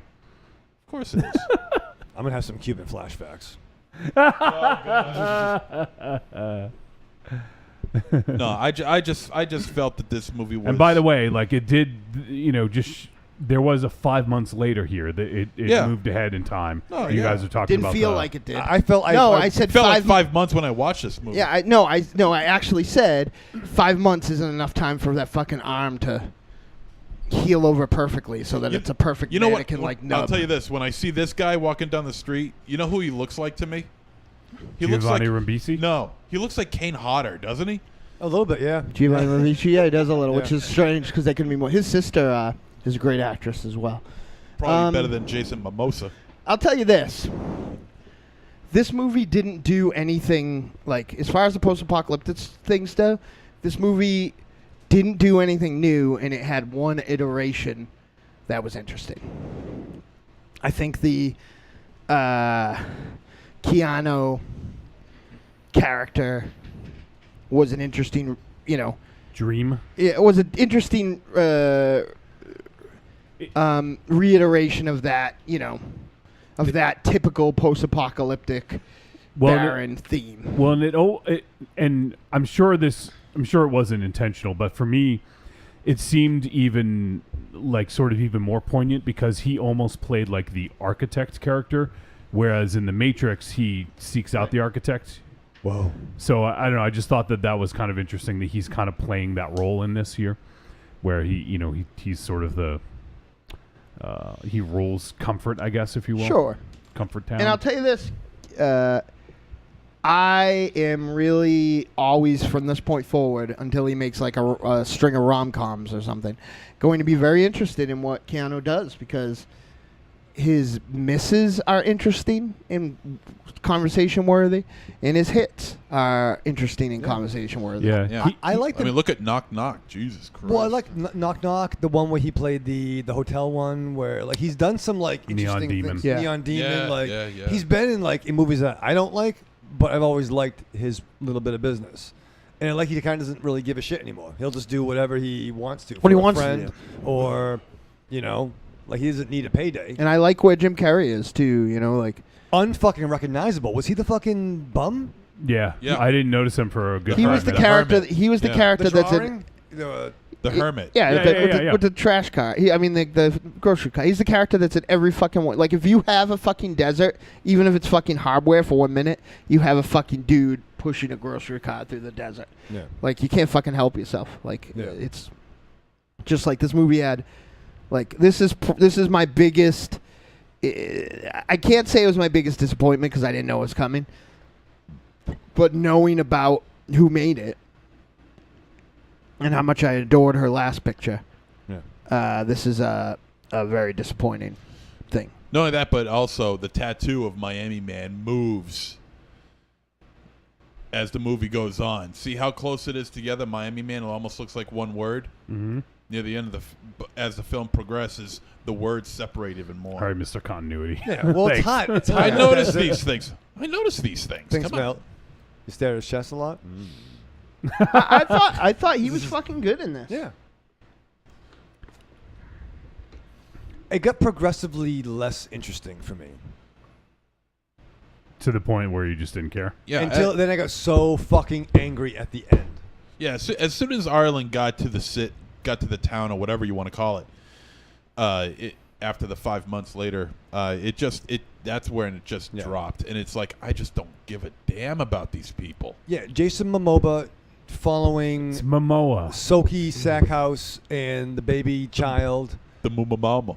with the rabbit. Can you stop with the water? I'm upset. I'm fucking I upset. know you're upset. I'm angry. Stop it. Give it back. So they're chasing in the desert. They come across Nicolas Cage / Elvis, David Koresh, Keanu Reeves, and his army of fucking pregnant soldiers. And then the weird Jason Momoa comes back through shit to save baby daughter.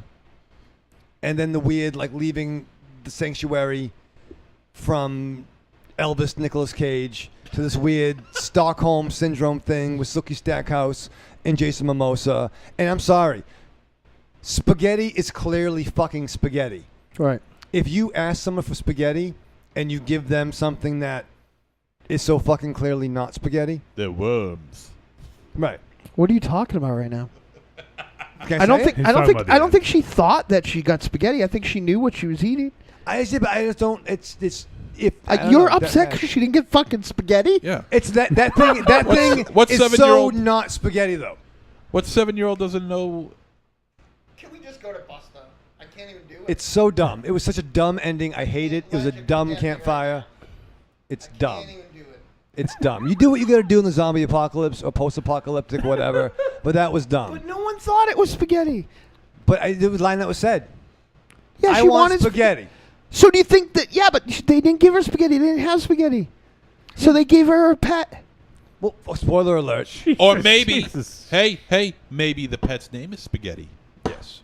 Oh my fucking god! Can we please go to Busta? You guys suck. It was stupid. I'm just entertaining him. You know, Listen, what do you want me to dumb. do? Here's my opinion. If you go 2 hours, you can't have the Innkeeper's ending.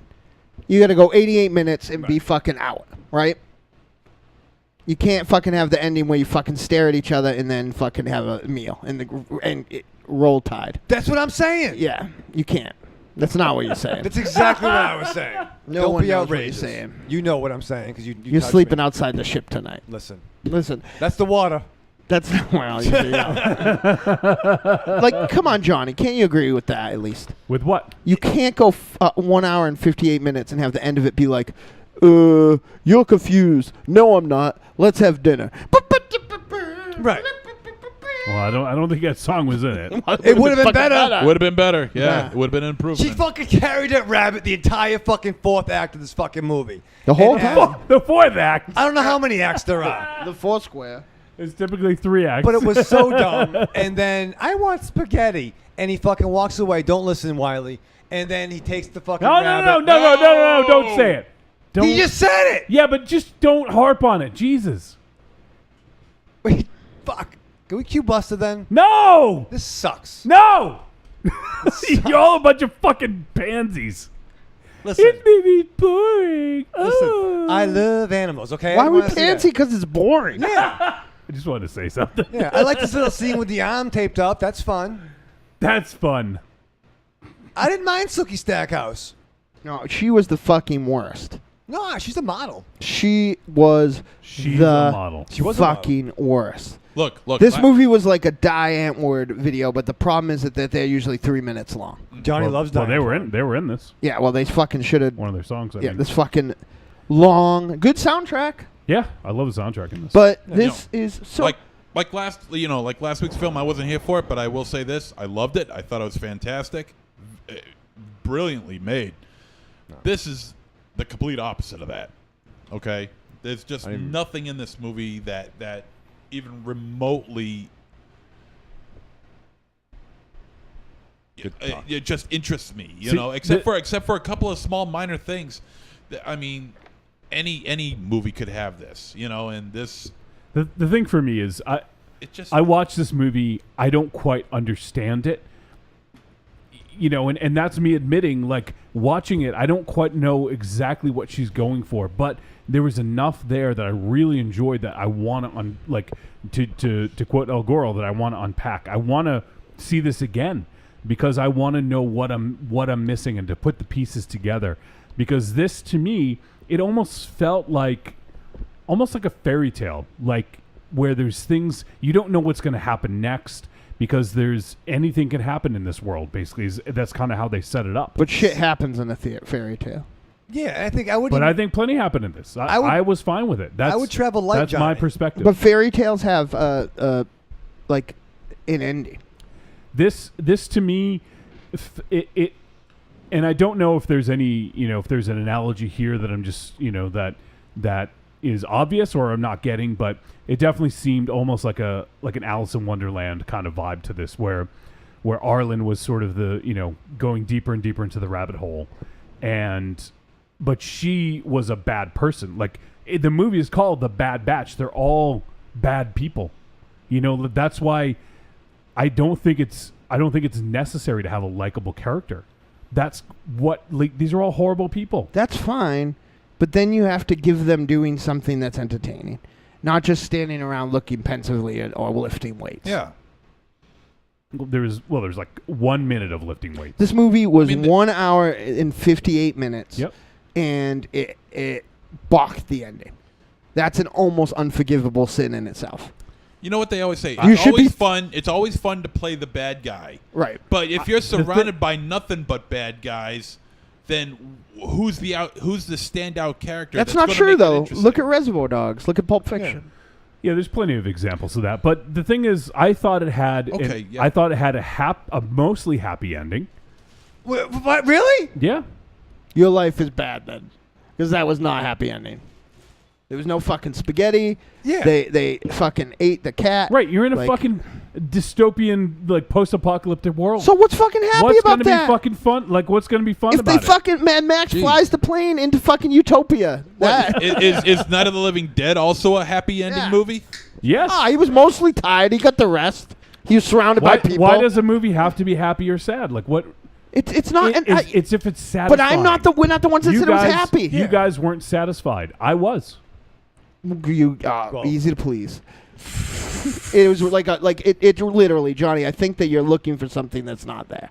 I think that this is a collection. I told you that I didn't quite understand what they were going for. Because she wasn't going really for liked it. She wasn't going for anything. She was just pointing a camera at things. Well, I don't know. I don't know what they were looking for either, and I didn't like it. Well, I don't think they found it because all they fucking did is look.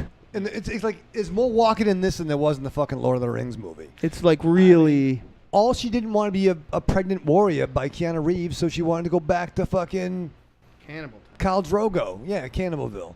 And we don't really know they're bad people, aside from the ones that eat people. And that's what you're doing. The Bad Batch. Yeah, well, I mean, we well, don't the know. people who, but they weren't. They're all outcasts. But they weren't the bad. The people who lived in the other place were the Bad Batch. They were. She was part of some other collective of people that was held in an institution of sorts.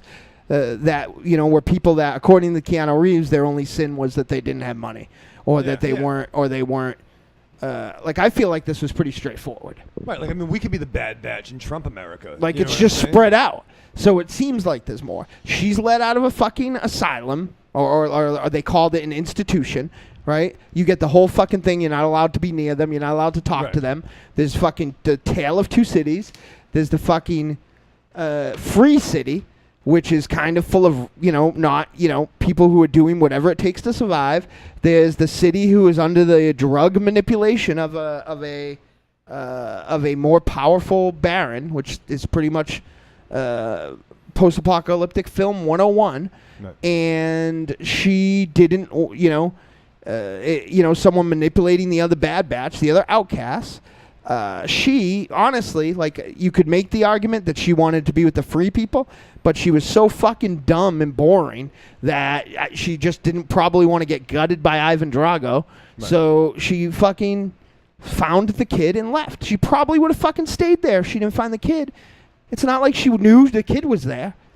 Right. So she found the kid and she left because she was always looking over her shoulder that he was going to show up someday and fucking kill her because she lost his kid.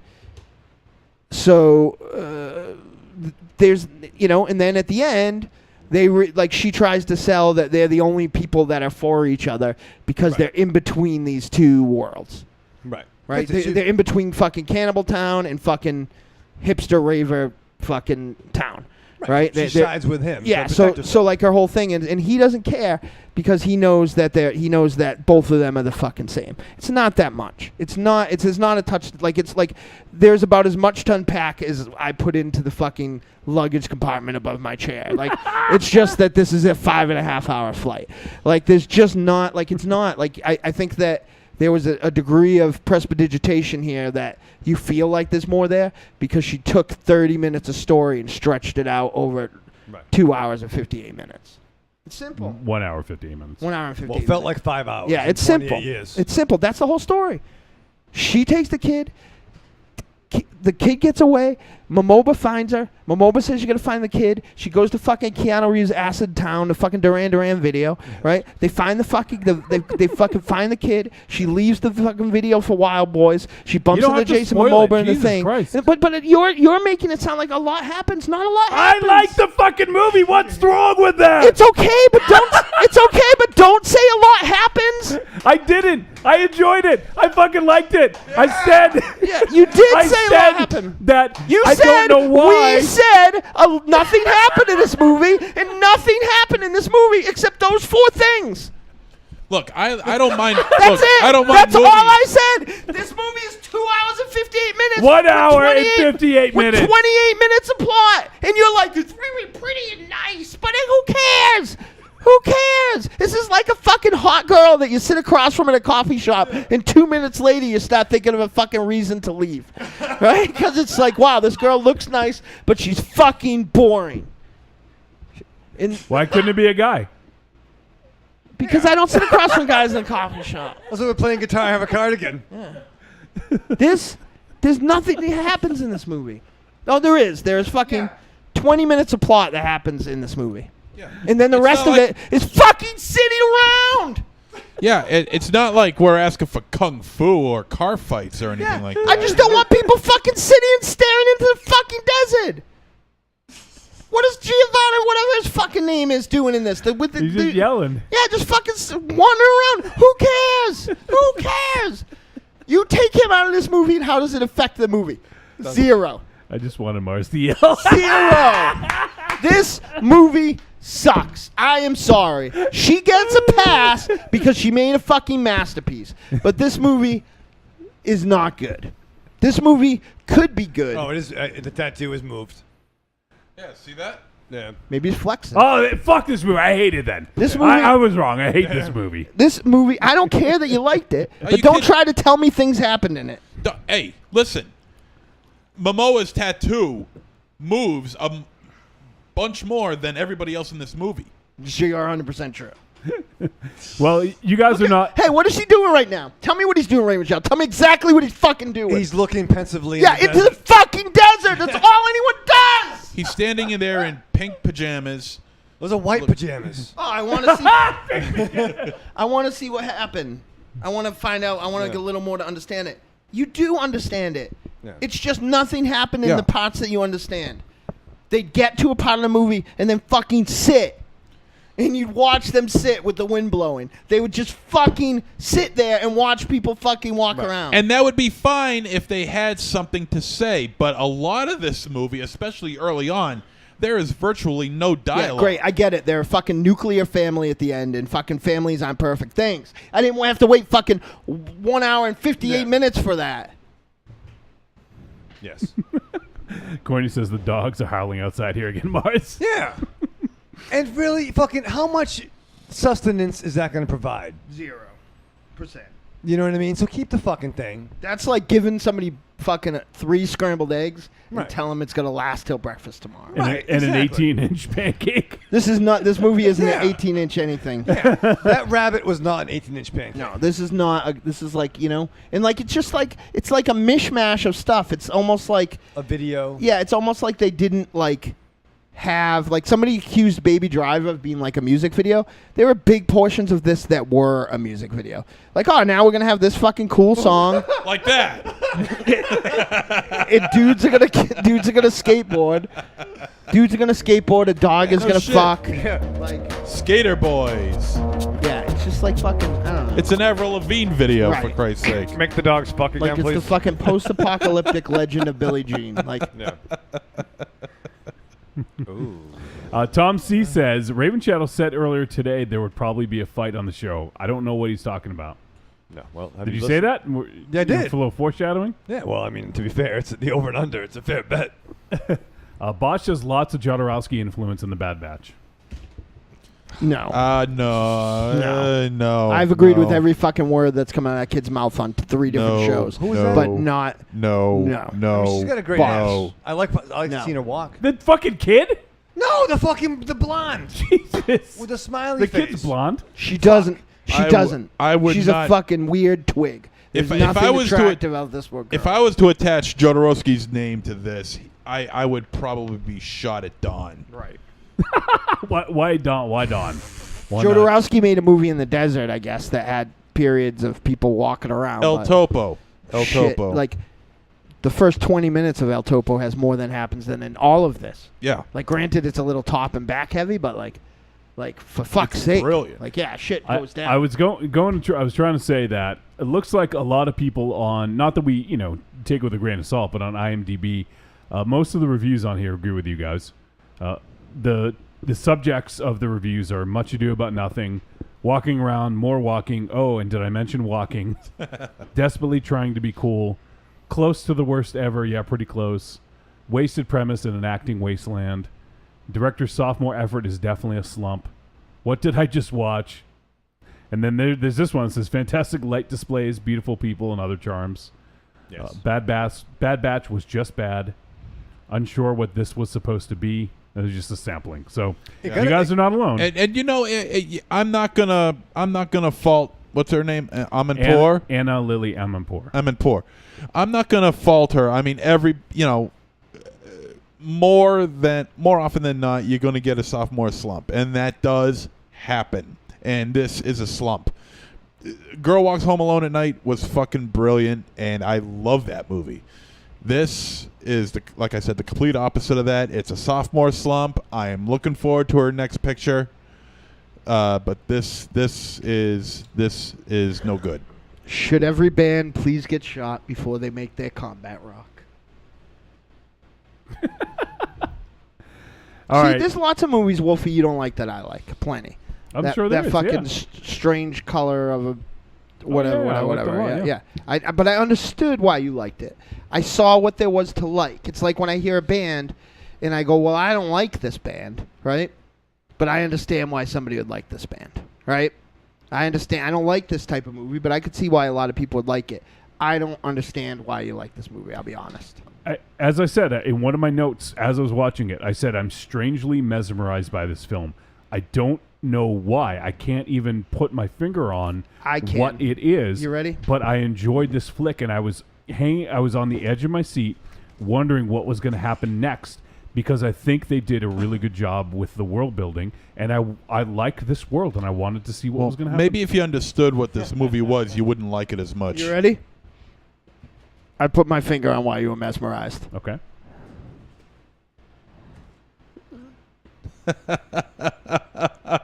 Jet LA6. Yep. The jet lag. Right. Oh. Yeah. You pissed him off. No, because I tried to watch it last night, jet lagged, and I couldn't, so I had to finish it today. Well, look at Jim Carrey, huh? Yeah. You'd never guess that was him. That's how he really looks now, though. Yeah, That's yeah. the thing. He has a big bushy beard now.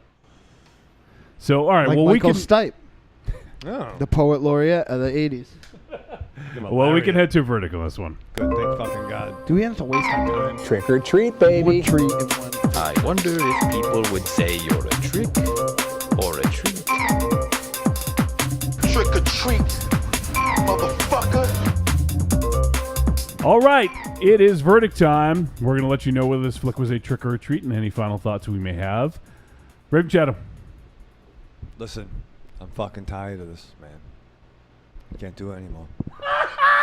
Can't fucking do it anymore, man. Corny, I'm sorry, brother.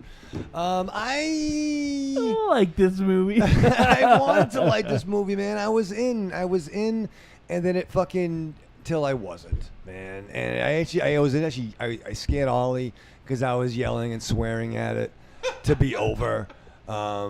I watched the fucking time, tick, tick, tick in my fucking head, man, and it kept going.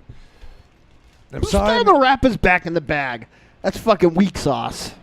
Rhymes with monsters. Yeah, Oh, somebody's eating their fucking candy and Rhymes throwing it. with Monster Churro. Yeah, I have had two, and they're right here. That's I've only had bad one, politics. and my rapper's It's right right there. I only had one, and I'm on this side of the table. You had one. You don't eat candy. That's why I only had the one. I forgot. It's probably you, Mars. No, it wasn't. Mine's all right here. So listen, it was shot. It had a good cast. But yeah, man, fucking, they should have called this fucking movie fucking Narcolepsy.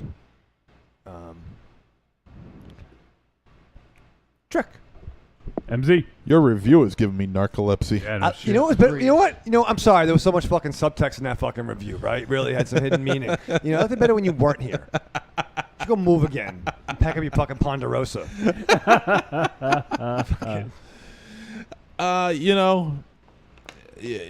The Mooma Mama, I could certainly live without. Mooma Mama? Whatever his name is. That's worse than what Dynamo says. I like him. But, yeah, Momoa Joe. I just don't like him. He's just awful in this. And that's saying a lot because everybody in this movie is just not likable. I'm amazed. I'm not saying it's you. I'm amazed that a cannibal movie was made that you just don't care about. You'd be surprised. There's a few cannibal films out there that really aren't that good. Not every cannibal film is a winner, This was a movie with cannibals. Yeah, this wasn't a cannibal film. Yeah, I don't agree. Green Inferno. less so than even Raw, say. Yeah. But I just didn't like it. I think the film just fell apart. There was just nothing to hold it together. I thought the performances were at best, and Keanu Reeves, he's starting to show his age. Well, he looked awesome in this. Nah, he looked awful. No, he looked terrible he in looked this. good in this. Watch John Wick. I still haven't seen that That yet. he made and after it's the John Wick 2. killing I me think that he I probably haven't made seen after it. this. The first one? You haven't seen the first one? I haven't seen the first one. I've really haven't had that much of an opportunity to check it out. He's the same age, or he's actually He's like 51 or younger 52. than Robert Downey Jr. And Yeah. that dude still looks fucking great. That's true. That's true. You're gonna look So- the same when you're that age. Oh, yeah. I can only imagine what I'm going to look like when I'm 50. So anyway, You no. look the So same. let's just bring it down to this. This is a trick. Sophomore slump. That's all I'm going to adhere to, and I still want to see her next effort because I do love her first film, and I love her first film more than I hated this film. I'll say that. So this is a trick. Marsman. What Montezera said. Trick. Okay. And for me, it was a treat. Of course it was. I like this movie. Monaco. And I thought it was... I didn't like it as much as A Girl Walks Home Alone at Night. I will say that. I think that her... For some reason, I think her visual style took a back seat in this one for some reason. I think it still looks fine, but it's not as stunning as A Girl Walks Home Alone at Night was. And, maybe that's because of the black and white photography in that one. That's the starkness of black and white really pops. Yeah, so I'm As not opposed sure to if that color. has anything to do with it, or if this one was supposed to be it wasn't supposed to be beautiful because it's showing a very sort of ugly landscape. So maybe she didn't want to make it look too sharp. So it could be part of it, but there's some scenes that I think are really fun in this, and I liked it, and I like the characters, and I like the performances. I absolutely can see why these guys didn't like it. This is a hit or miss film. I don't think there's much in between here. And I think it is slightly disappointing for Anna Lily. And, I'm definitely curious to see what she's going to do next because she is definitely a great director and a great writer. So, this could be chalked up to sophomore slump like these guys had said. But I still did enjoy it. And it's, like I said, it's not for everyone. So if you guys tend to agree with these other three dudes, maybe don't watch it. But if you want something, just know going in, it's going to be a movie where not a lot happens. It's more sort of in the intricacies of what occurs than the action on screen. And view it for yourself and check it out and see if you like it. It is available on VOD if you'd like to watch, or you may be able to catch it still in some limited theatrical release, depending on when you hear this. At least, at the very least, check out Jaboba's shifting tattoo. Cecil's now hanging out. What's up, Cecil? And he says Girl Walks Home Alone, 8. Bad Batch, 8. Horror score, 0 for both. So I guess What does that even I guess mean? Cecil's saying that they're not horror movies. Oh, I don't know. I was going to say I don't know what he was talking I thought about. Girl there. Walks Home Alone had horror elements in it. Yeah, it did. And Bosch says I think Lily knows what she's doing and is having fun experimenting. I think, And Cecil said I loved it. It's a grower. yeah, no, this, Not a shower. Totally a grower, not a shower, is what Bosch says. yeah. It's good. Put that on the box. It's a one-pump If you ever watched a film like Mad Max or Rats and said, I wonder what it's like, so when these guys are fucking running from their life, right? I wonder what it's like in between when, like, usually a film uses, like, editing or maybe a montage to show time go by. I wonder what it's like to watch them actually fucking sit there for like 10, 15 minutes staring at each other because there's no fucking cable or Wi-Fi or anything like that. This is your movie. It was filmed in real time, 237 This hours. fucking movie makes The Walking Dead look like The Raid. All right. Well, that's going to do it for our review of The Bad Batch. Check it out for yourself if you want to. And next week, I wonder how long Raven Child is going to stick with this one. Fuck. Next week, we are going to review the latest film for Ben Wheatley. Oh, I can't wait. Free Fire. Summer Wheatley? Wait, do I like him? What did he make before? A Field in England, Kill List. You don't like either of those. Fuck. And by the way, Tower movie there. it's 3 hours long and it's in Swedish. Isn't that Don't They Speak English? It's not true. Don't listen to him. The Tower one with Loki? The Loki movie? Yeah. I like that. So it has, it has. Is Loki in it? The dream at the view, baby. No, I don't think He's not. No. Yeah, he did High Rise as well. Yep. Yeah. This is Yeah. fucking. Yeah. This is it. But it stars Brie Larson, Cillian Murphy. Wait, Brie Larson. Yeah, she's gonna play. I was thinking Brie Olsen. Brie Larson's gonna play Marvel Girl. Yeah, Ms. Marvel. Cillian Murphy, who played Scarecrow in the Nolan movies. I like him. Armie Hammer. I like him. Charlton Copley. we like him. Oh, I like him too. Yes. He's in all the movies that the teen techno drama movies, like the techno Rear Window and stuff like that. All right, I'll take your word And for that. Tom Davis, who played the DJ in Prevenge, I think. Yep. Yeah, it's a DJ from Prevenge. Oh, he was the guy. He was the DJ dude. Dan. Yeah, DJ Dan. Okay, all right, Yeah. all right. Now this is something. So I'm gonna fucking try. This is the last one, fucking John. Because see, I got her confused with who was it? Allison Brie, Right. who is in the new Glow series on Netflix. We watched Prevenge and we watched Patchwork. We were on such a good run. No. This was like the fucking New Japan show. We had a lot of good stuff. Then Billy Gunn came. I think we watched all Billy Gunn. Yeah. Cecil says, "Hey guys, it has horror elements, but it's no scary thriller." And he says, "Jarmusch, it's an art house movie for sure. Some Tarkovsky stuff. Oh Yep. yeah, hell." He says, "Oh hell yeah, Free Fire." Yeah.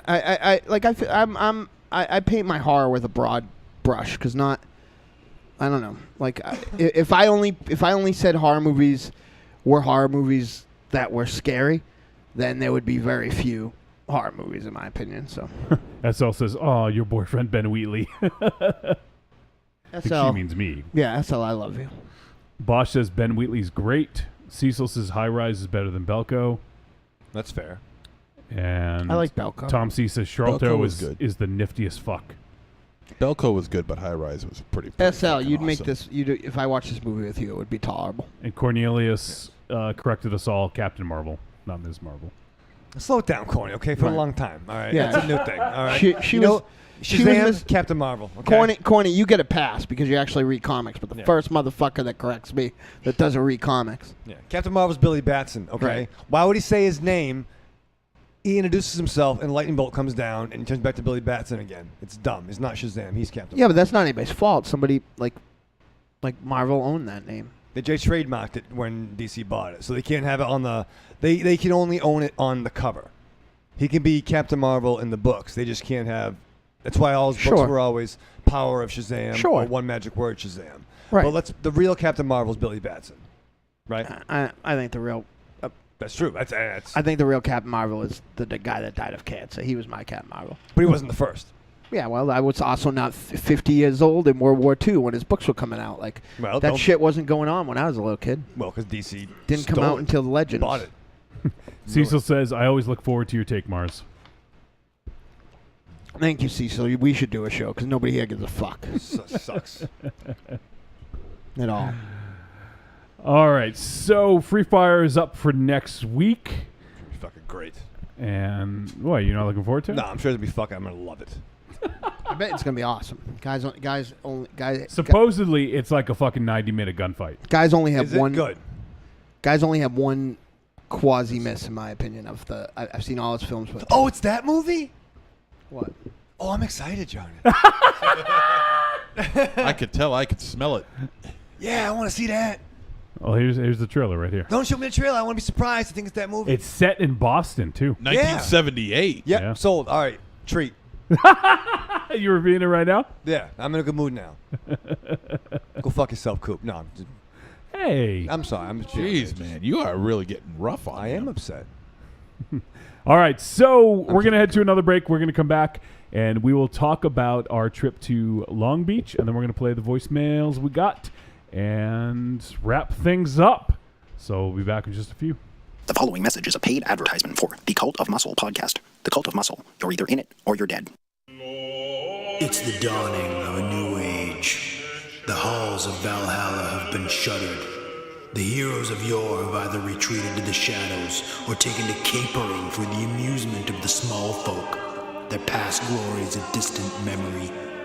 The barbells have been torn from their once puma-strong grips. The beards shorn from their square jaws, only to be transplanted onto flannel-clad, puny weaklings with fingers barely powerful enough to strum a ukulele.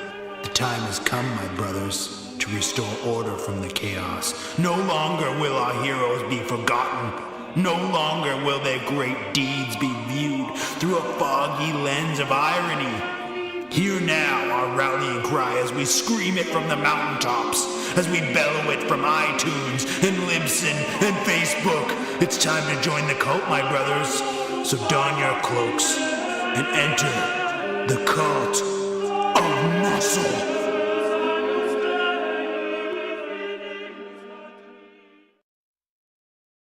Oh, delicious nerds. Ms. M knows you like to chat it up with other sexy shut-ins about comics, movies, video games, and your favorite TV shows. If that sounds like you, cuddle up to the Trick or Treat Radio Facebook group, or the FIB. That stands for Fan Interaction Board. Just go to Facebook and search for Trick or Treat Radio and have more fun than a Jedi at a lightsaber sale. Not enough? Watch us on YouTube, The Deadites TV, all one word. Last but not least, check out the world's most dangerous talk radio show, Trick or Treat Radio, at trickortreatradio.com. I'm Mike Allred. For the gidgiest listening experience, you gotta check out Trick or Treat Radio.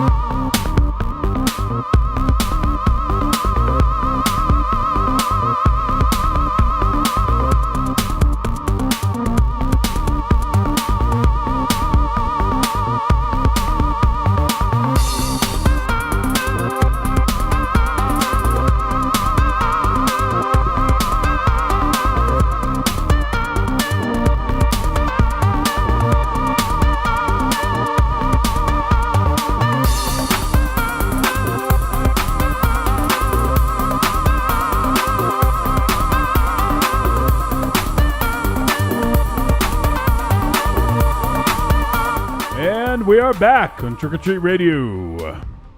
Hey. All right, Mars Man.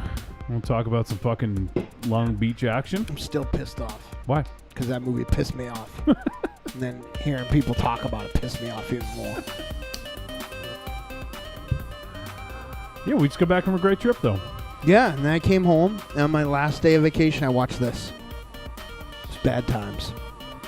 I really felt like you had gone into the future and knew it was bad and was punishing me for stuff that happened on the trip. Didn't go out on a high note, huh? No.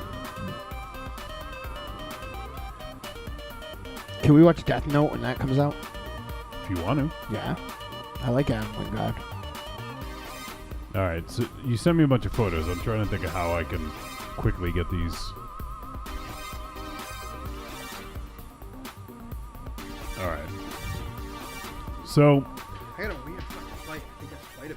Mars and I, we went to Long Beach. We left last Thursday, so the day after our last live show. Mhm. And we flew from Logan Airport in Boston, 6 p.m., and we got there at about, I don't know, about 10 o'clock local time in 10:30 maybe, actually, local time in California. And then we hung out with our boy Oliver. Was Oliver in the Yep, in the Uber. In the Uber. The dude was awesome. Yep. And then we got to the hotel, hung out with Coop. He actually had fallen asleep on us. And Yep, we were doing wrestling poses outside the door, so it'd be fun when he opened, but he was asleep. He was asleep, so we couldn't get in.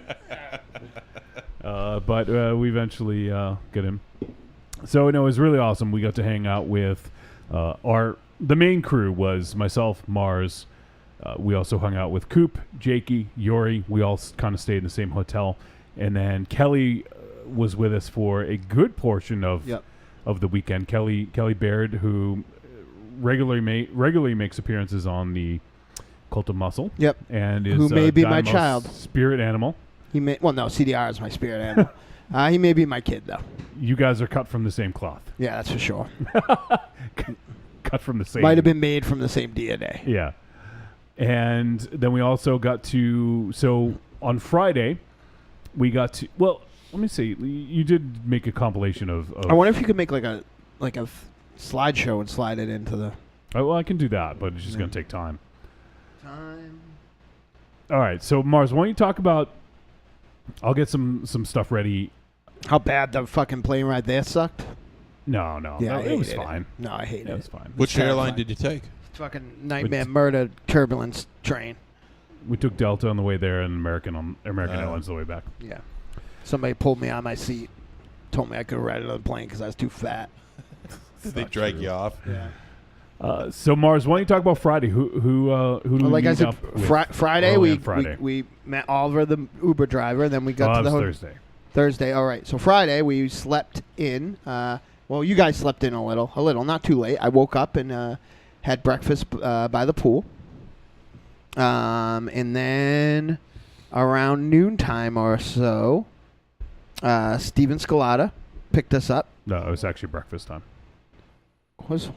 What time was it? We met him at 9:45. Because I got up. What time did I get up? 4 in the morning? I don't know.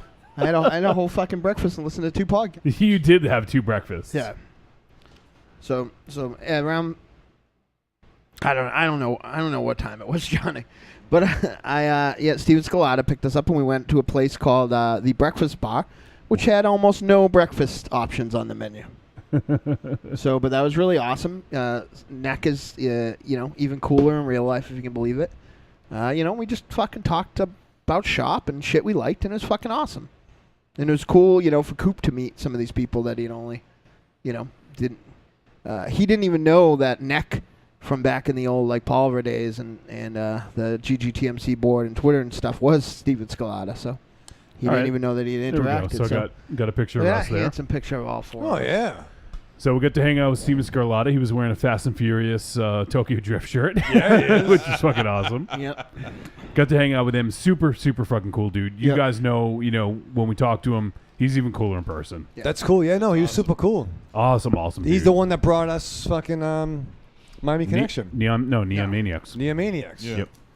And he called us the Neon Maniacs of podcasting. That's But right. it was cool because he's from this part of the world, and so is Coop. So we all had a lot of, from the East Coast anyway. So we had a lot of similar, UHF channels and proto cable channels in common and stuff. Yeah. Look at this picture of Dynamo and Coop.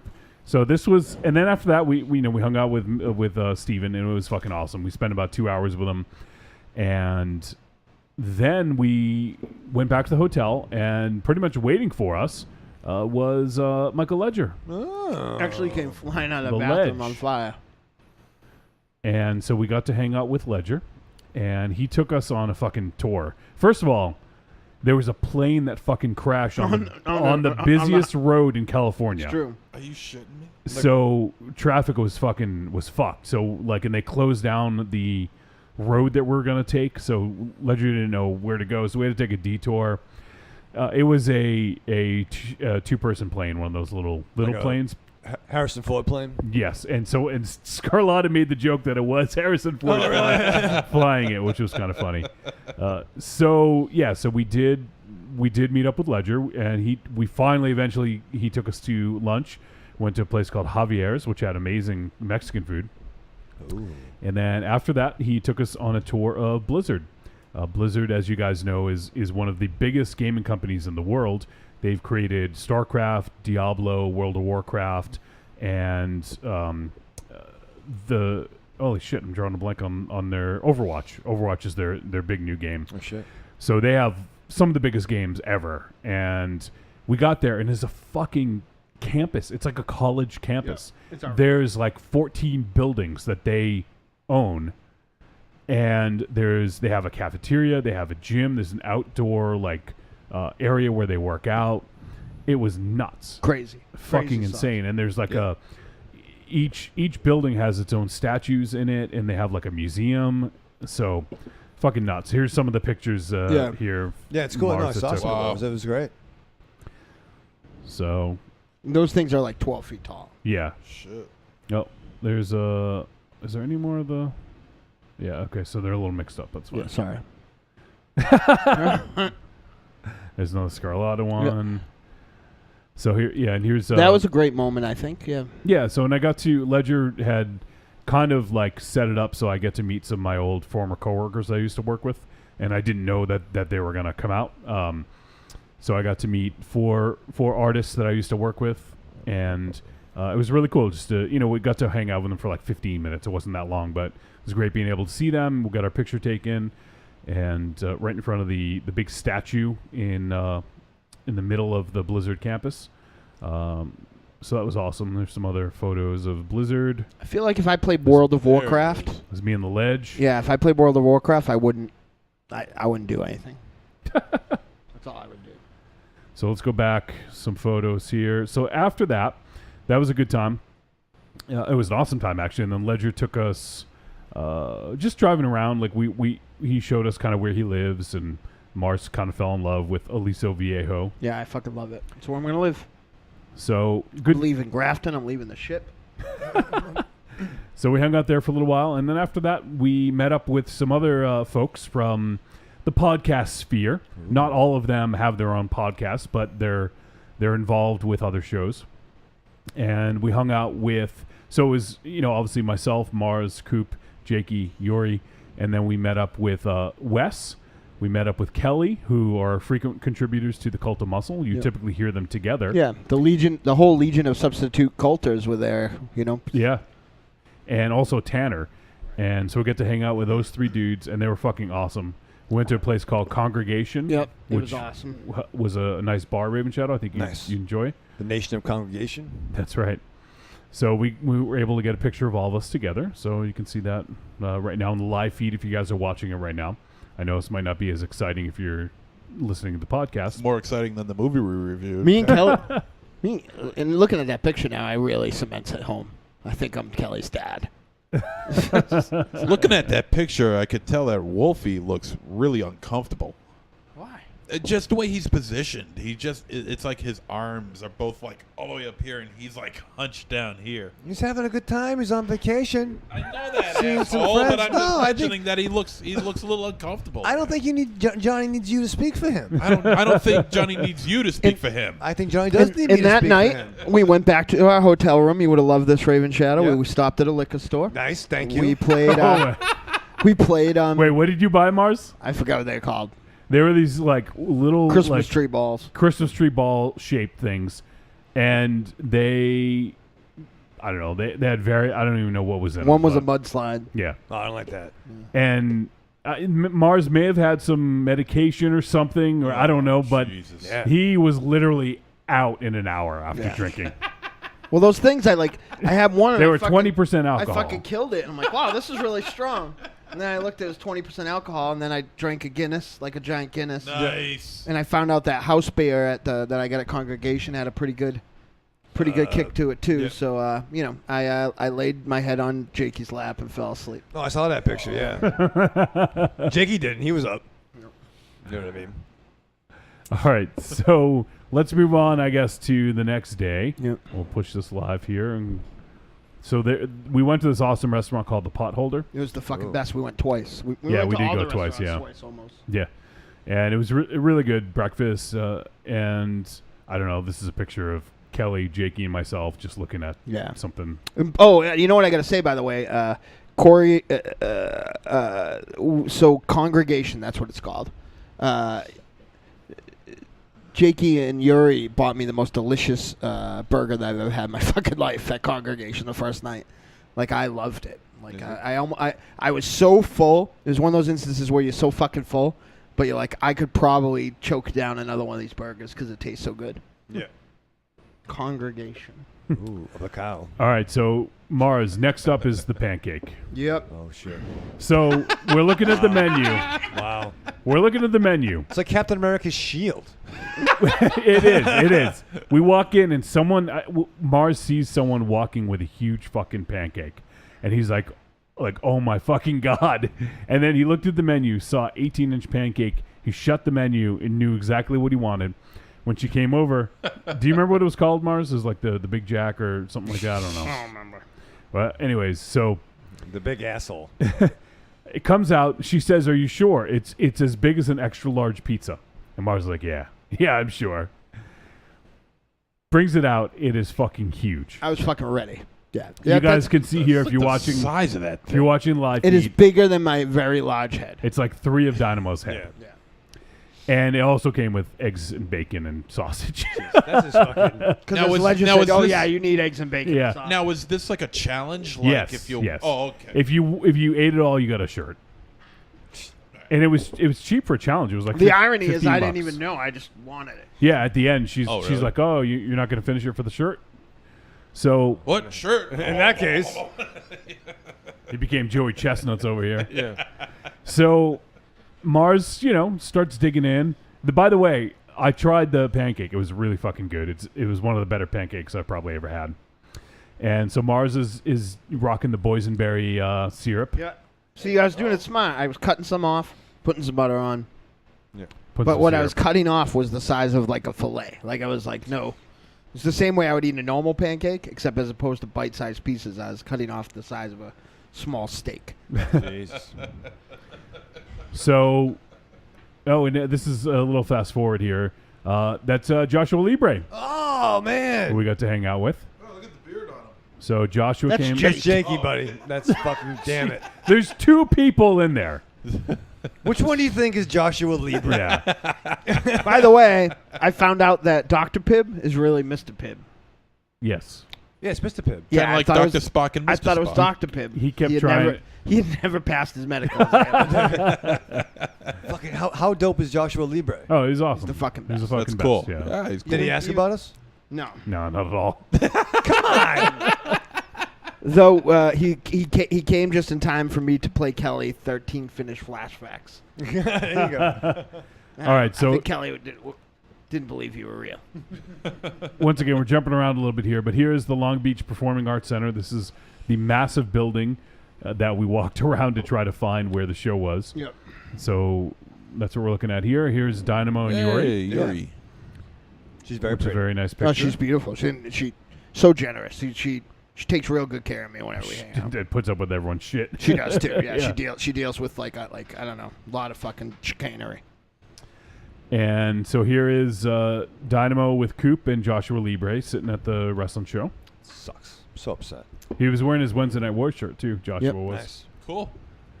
And here is Oh. myself, Mars, Ledger, and Carando. That's fucking awesome. Did Carando ask about us? Actually, no, he did, I think. Thank you. I think he did. He did.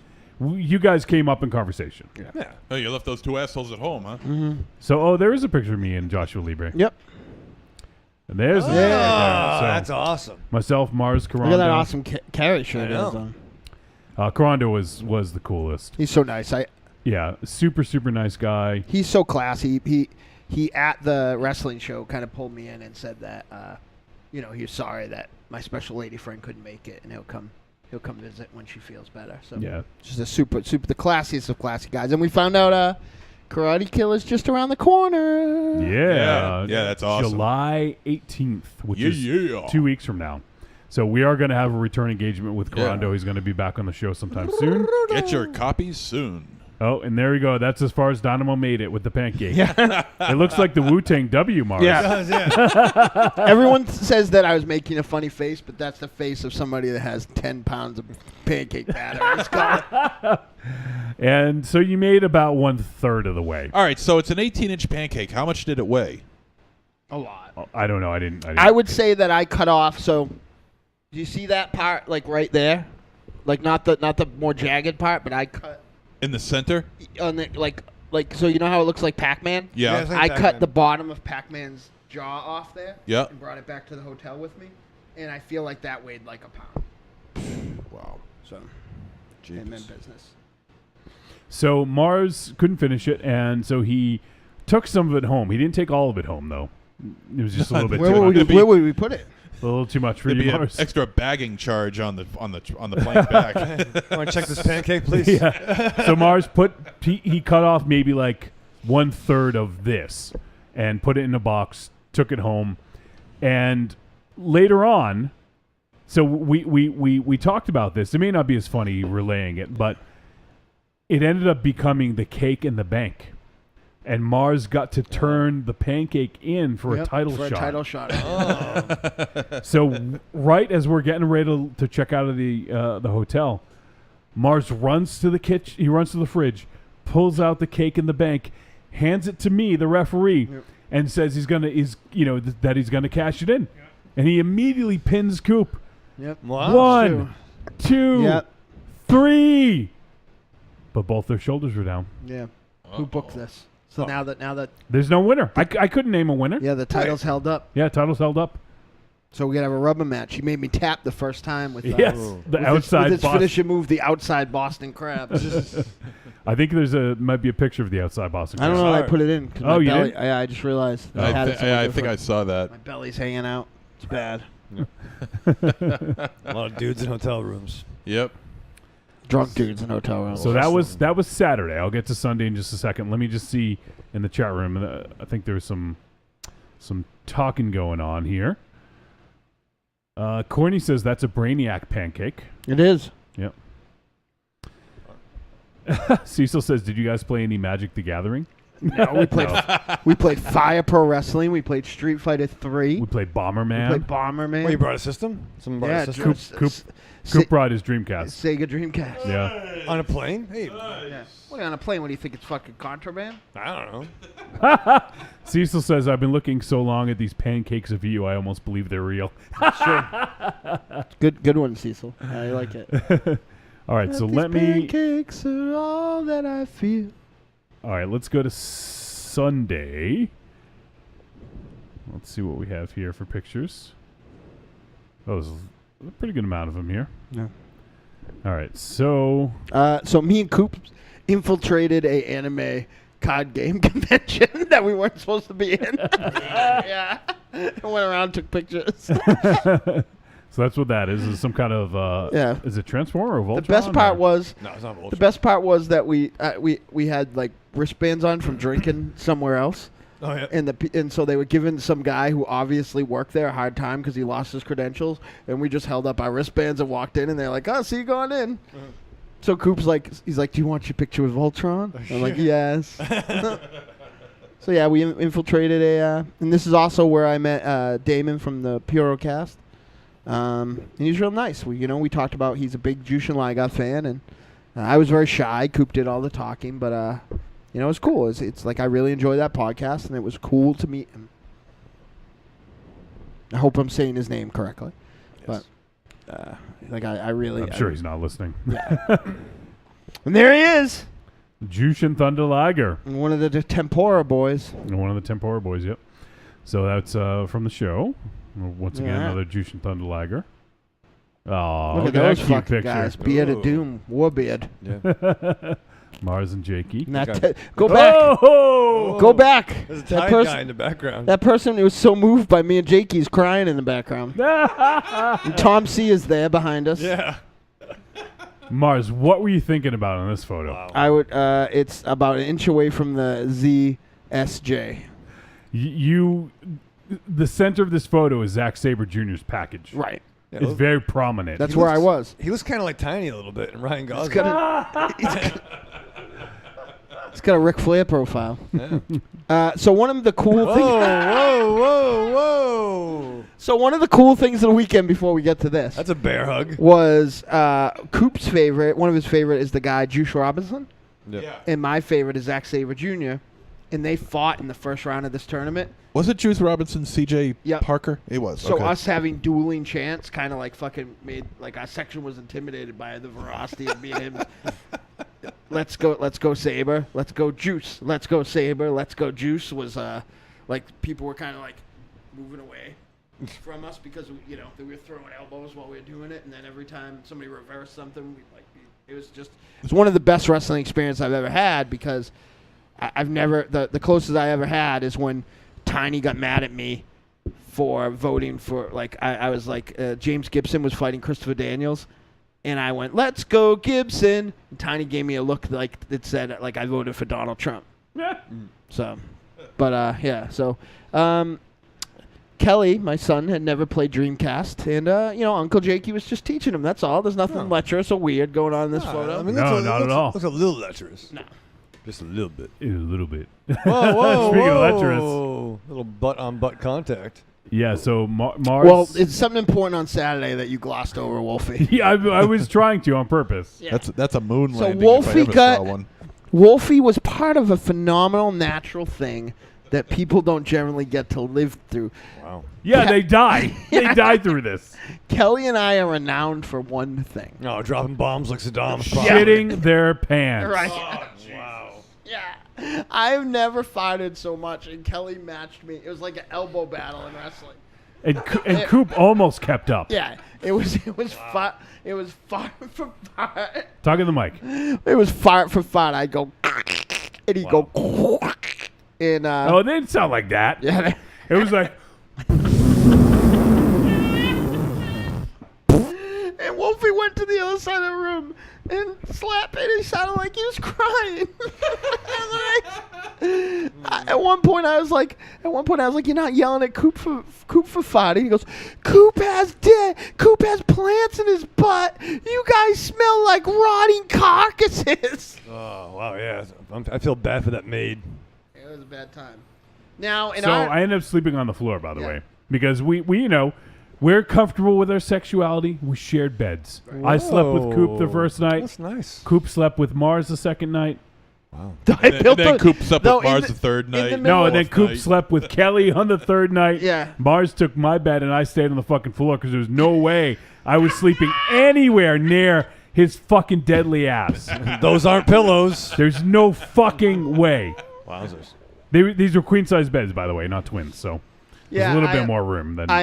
The supersized Dutch oven. Though, no, what was weird is that I wish you guys were fucking there. This was unfucking believable. I was with a girl. Unfucking believable. I another weird thing that happened for some reason. Like I woke up in the morning, and like there was a pillow. That dream of There you was were a skiing. There was a pillow of a wall of pillows. The night in you between- slept with Coop. Yeah, there's a wall of pillows in between me and Coop, and I had like so little room on the bed Yeah. that my one leg was hanging off. So when he woke up, I'm like, "Why'd you build that fucking wall of pillows? Like I didn't have any room."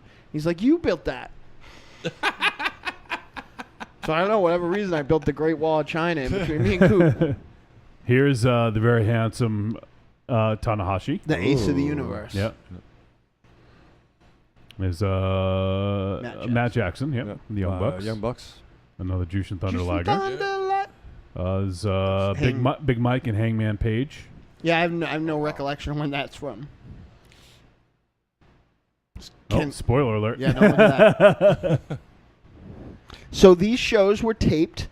One of them was on Access TV Live. Yeah, Marty Scurll. Marty Scurll didn't like the cut of our jib. Yeah. And it was a really... All right, so a couple interesting things happened at this show.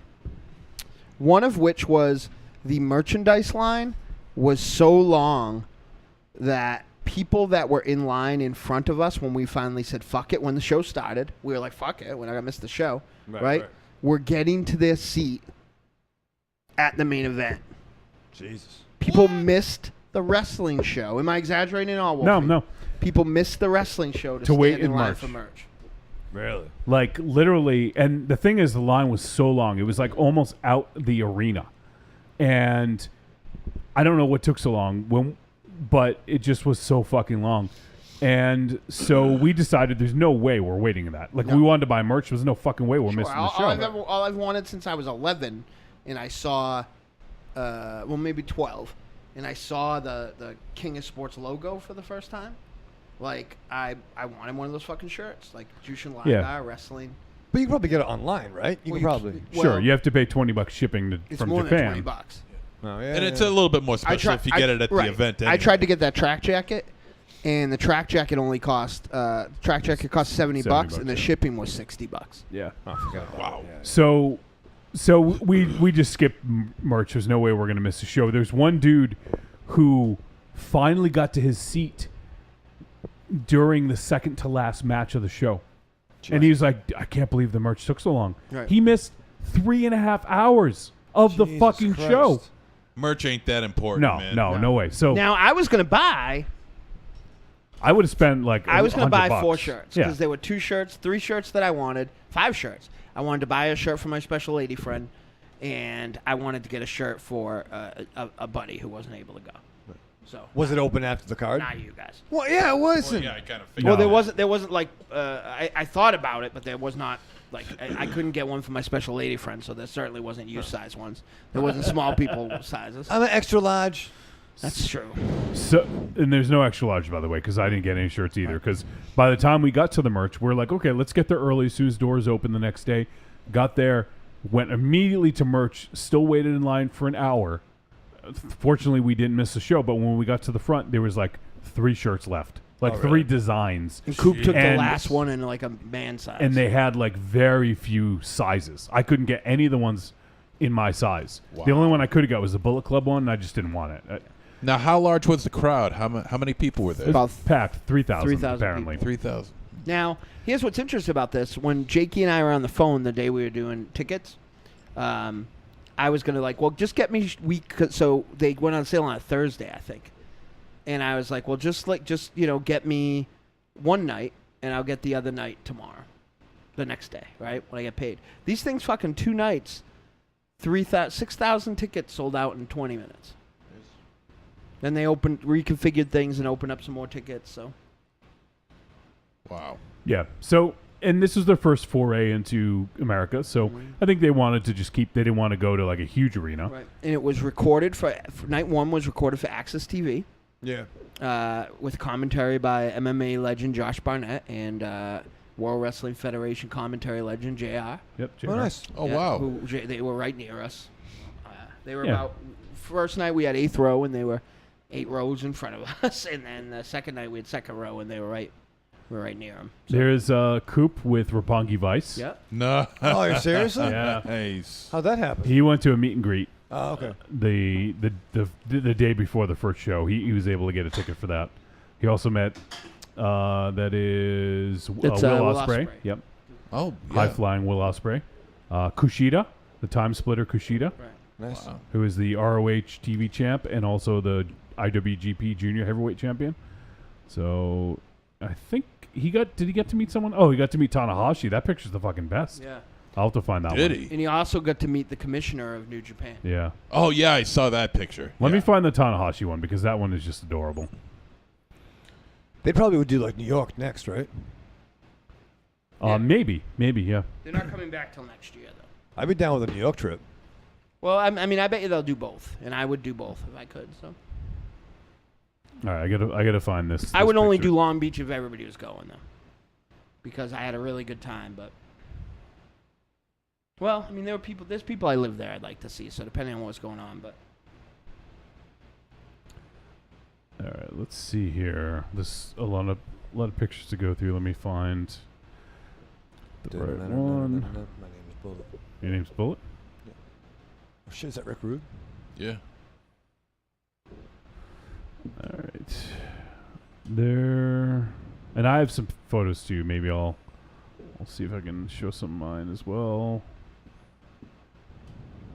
Man. So did you where's guys, the picture? while he's waiting looking for it, has any of you guys seen the Glow series on Netflix? No. No? No. It's really good, Jakey actually. liked it. It's on my queue. It's really, really good. I seriously suggest you check it out. It's really good. So and Mark and Mark Maron? the guy who plays Sam, what's his face or whatever, Marvelous Mark Maron. If this guy doesn't get an award for his portrayal of the director, oh my God. Is he based on a real guy? In a way, yeah. Well, they're all based on a real character or persona from Glow, although they're not really given the names, you know. But you could pretty much tell who's Mount Fuji. You could tell who's Dementia. You could tell who's this, who's that. Okay. Here, all right, just to interrupt real quick. Here's the picture of Coop and Tanahashi. So this is Coop is smitten. No, Jakey wants to know if we talked about CNC Teriyaki Factory. No. There was a restaurant right near our hotel called the Teriyaki Factory. Nice. So we also created a new faction by accident, strictly based on the fact that I Yeah. can't read. We were going by a sign, and I was like, "Does that say Cheddar Beach?" And Jakey was like, "No, that's Long Beach." So we are now the Cheddar Beach posse, or the Cheddar Beach Warriors. Cheddar Beach Boys. Cheddar Beach Boys. Cheddar Beach Boysman, yeah. Yeah. All right, I got some of my pictures here. Let me go ahead and I'll go through these real quick. It was very nice. We had a very fun time. So we've Could be seen in those skinny jeans, though. we've seen some of these. So Yeah, Right? What the hell gives with that? Just like a big boy. seen that one, I think. Nice Moon Knight T-shirt. Oh shit, it's getting cut off there. But no, So it's a seriously good series, dude. Ledge is looking good too. I want to see it. You got to check it out. It's really good. I have a great queue of things I. Did you watch the whole thing, MC? Yeah, I saw all 10 episodes. Yeah. Okay. I think Christopher Daniels is in it. I wouldn't He's be got a small surprised. part. He's got a small part in it. A lot of LA wrestlers were there, I think. Yeah. So this is when we were all first together for the first time. Yeah. Four of Four the five fifths. Horsemen. Yep. Yeah. So. And the Funkasaurus is in it. Yep. In a couple of episodes. Oh, see, that was a sad luchador that came by our room. He was very sad. Mars and a Volador Jr. mask. He was very sad. Yeah, Volador Jr. likes the Cure. I didn't know that. I saw that. Oh, there's me and Yeah. Okada. Okada was walking down the road, so I took a picture with him in it. So that one. So that's that fucking setup. Like Yeah. that setup rules. That's great. So this is a very Look at that setup. Oh, no. Oh, here it is. Don't look, chat room. Don't look. SL, if you're still there. This is Coop giving Mars the outside Boston Crab, and Mars tapped right as soon as this picture was taken. Yep. So this is a weird thing. Coop tied his shoes together. This picture, See though. right there. This picture. That's not as good as the first one, the other one, but that's a good one. I think I like this one better. Coop tied my shoes so good I'm still living off that tie. I haven't had to retie them again. Nice. So here's a picture. You're walking real slow, but still. Here's a picture of the five of us. Kelly's doing his best El Goro impersonation. And the five of us got a picture taken in front of the King of Sports logo, which is really fucking cool. Yep. Oh, there's Sonata, Cold Skull. Yeah. You want to know the Oh, boy that yeah. Wolfie would throw one in. Sonata. Wasn't he at Wrestle Kingdom 12? Yep. Yeah, I thought so. Thought so.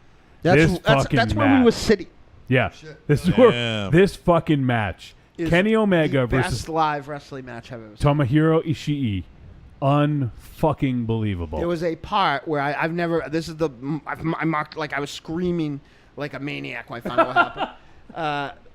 Look at that. Look at that. Fuck. That's where we're sitting. Jesus. Like so, Kenny Omega was going to dragon suplex Ishii onto a table outside the ring.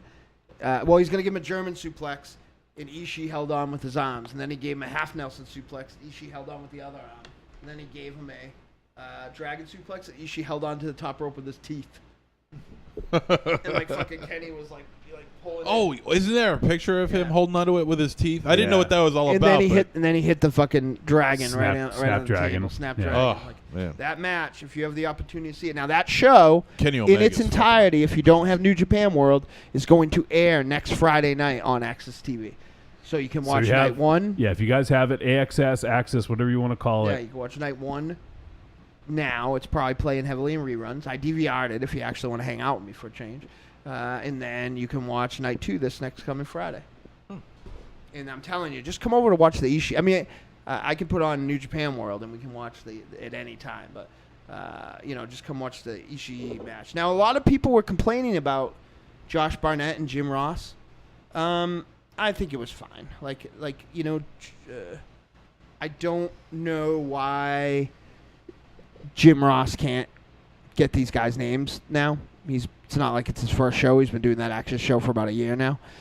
But, it's good to hear him now. Josh Barnett really balances that team out because not only does he know the New Japan because he worked there, not only is he a pretty avid wrestling historian, seemingly, he's a combat sports superstar. So he understands a nuance that JR maybe doesn't know, which is New Japan kind of at times setting things up like a real fight.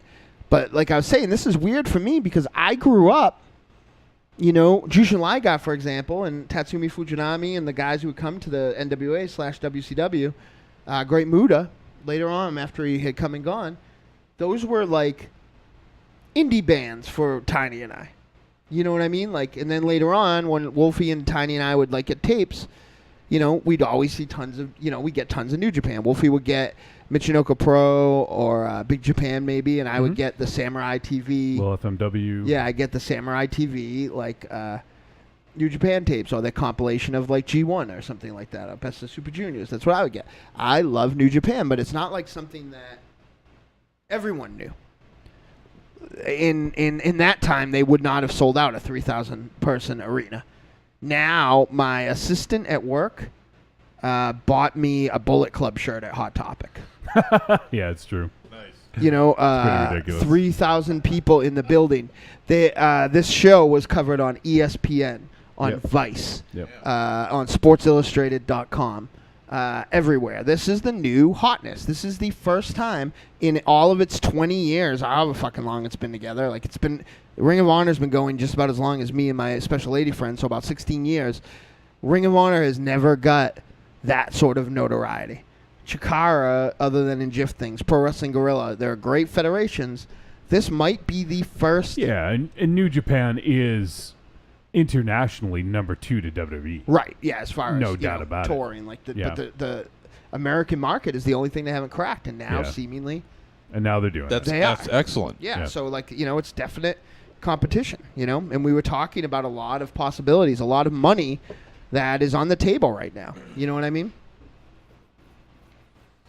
So, I mean, no, I was thinking of Wolfie. We were joking about CM Punk coming to wrestle there. He says he doesn't want to wrestle again, but who's to say that he wouldn't want to take some money to be a commentator? And stick it to WWE. Yeah, too, you know what I mean? Like, Yeah. think about if you ran a regular show, or on New Japan World, and, no disrespect to Cyrus or Kevin Kelly, but like Jim Ross or Joey Styles and CM Punk were the commentary team. Now, not that I want to see Josh Barnett go, but like, like at the end of the day, well, I mean, they do the Access thing, so that's a different thing. So if they made a new commentary team and CM Punk was one of those guys, that's a big deal. Mm-hmm. Like that would make people subscribe. So, there's a lot of money on the table. Like guys like Chris Jericho still has a great relationship with a lot of these wrestlers. And the big thing that everybody was talking about all weekend, not necessarily us, because we had talked about it already, per nauseum, is that Danielson's contract runs out in about a year and a half, and WWF won't let him wrestle, and that's pretty much where he said he's going. Like in no uncertain terms. Mm-hmm. So they got to tie if they don't want competition. I can't imagine that Claudio Castagnoli is going to want to stay with there. Maybe now because they're doing something with him, but still not very much. If he had the opportunity to go to legitimate competition, like I don't know. Yeah, it's a real interesting time. It's working well for Cody Rhodes. I mean, look at him. Sure. I mean, like Cody Rhodes has parlayed a little bit of mystique he had off of leaving kind of on bad terms. I actually read a good article. I can't remember where it was. It was on like a legit site though, and they were saying basically like how he's turned into his dad, like kind of going around different territories, running with different promotions and being the big guy there, Yeah, and I mean, they do things right. Everybody just assumed that there was going to be a big split in Bullet Club because they were building towards it, and they didn't do it yet. They might not do it, but that's like a kind of real thing. Like people don't get along, but winning. It's hard, you know what I mean? It's like it's like a sports team. Yeah, if you're like winning, if you're winning, like everybody's kind of happy, So in Bullet Club, we're dominant this weekend, with the exception of a couple of, So it was pretty fucking awesome. Like it was a great special wrestling experience. There was a Meltzer chant because Uncle Dave's dad may have at this time unfortunately passed away. Yeah, he passed away. And the Young Bucks said they're gonna hit the craziest Meltzer driver. In honor of him. And they hit a fucking crazy Meltzer driver. And then there was a fucking Meltzer chant. Nice. Nice. And I would say the American audience was better behaved than I thought they'd be, but not as well behaved as I wanted them to be. So let me catch up in the chat room. First time Mike says, you guys showed some great picks. Thanks. And they said it was an unholy vortex of foul gases. That is an understatement, first time Mike. I have to say, there was a point, Coop and Kelly did poops within a few minutes of each other, and I gagged. Like, it was the smelliest room that I've ever been in my life. And Corny says, those farts rise. Good thinking, Wolfie. Yes. I felt bad that Wolfie slept on the floor. I was not going anywhere near your ass. Whoa. Have another drink. I don't know how you stood it. I don't know how you could stand it. There was one time when I couldn't stand myself. That was a good one. My mouth was open. Eventually it stopped. No another polite thing I did that I don't know that anybody else did. No, Coop did it too. Right? When I had to drop a deuce. Wow. I went down to the lobby bathroom. Nice. I'm sure the guests enjoyed that. What a sweetheart. Yeah, well, I didn't do it. I didn't do it for but you you could fart all fucking weekend long. But thanks for having the common decency. Class act. Listen. I can avoid the bathroom. You can shut the door. Yeah, Karando and Yuri hooked us up with some delicious Korean barbecue, and my belly liked it, but your ass didn't. Yeah, but I didn't. It decided, I liked the food, but not after it came out of your ass. It decided it had to get the fuck out of Dodge. That's how my body was like, delicious Korean barbecue. Oh, shit. Bosch says I met Bret Hart once or twice. Really? Stampede Wrestling, yo, represent. Oh, nice, baby. Wow. Awesome. Should just stuck your ass out of the plane. Oh, shit. Shaky Poo said, Yori said it was really rude for Raven Shadow to just get up and leave. Yep. What the fuck, Raven Shadow? We're used to that. We're used to it. I had to get some more water. How can you insult the first lady at Cheddar Beach? Thank you. Exactly. Yeah, it's bad. Who said that? Yuri. Jakey? Well, Jakey said it. Yuri said it. I don't think that Yuri needs Jakey to speak for her. I don't think you need to speak for him to tell him that he doesn't so I think need he's to making speak for things her. up. He's in cahoots with Coop. Make some noise! Yeah! Coop. I use the bathroom. All right. So this is on the same sort of tip. We got a voicemail from our boy, Joshua fucking Libre. There you nice. go. So I want to hear what Josh has to say.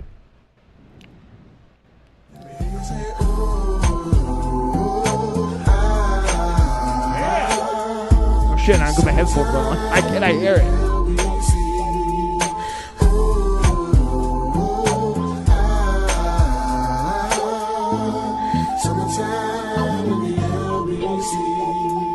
Yo, what's up, Trick or Treat Radio? Johnny Wolfenstein, Dynamo Mars, Monster Zero, Raven Shadow. Boy. Yo, what's up, guys? Just wanted to send a quick MP3. Just want to thank Dynamo and Johnny Wolfenstein for inviting me to the New Japan Pro Wrestling event out there in Long Beach over the weekend. I had so much fun. It was, it was great just to meet you guys all in person.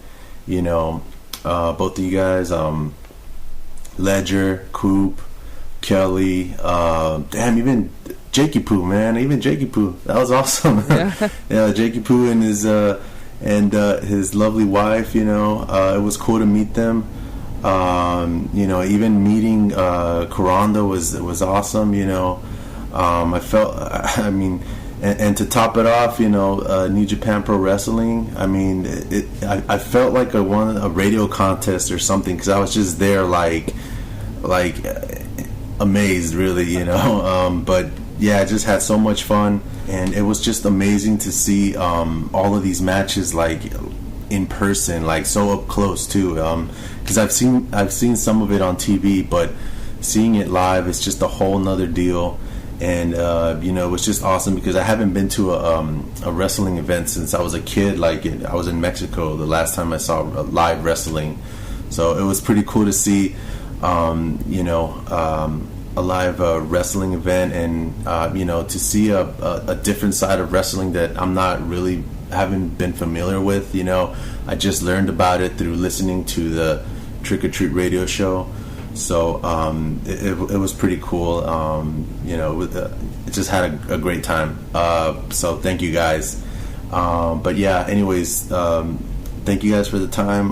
Have a great show, and I can't wait to see all of you guys in October when I go out there to Massachusetts for Rock and Shock weekend. It's gonna be fun, and I'll see you guys then.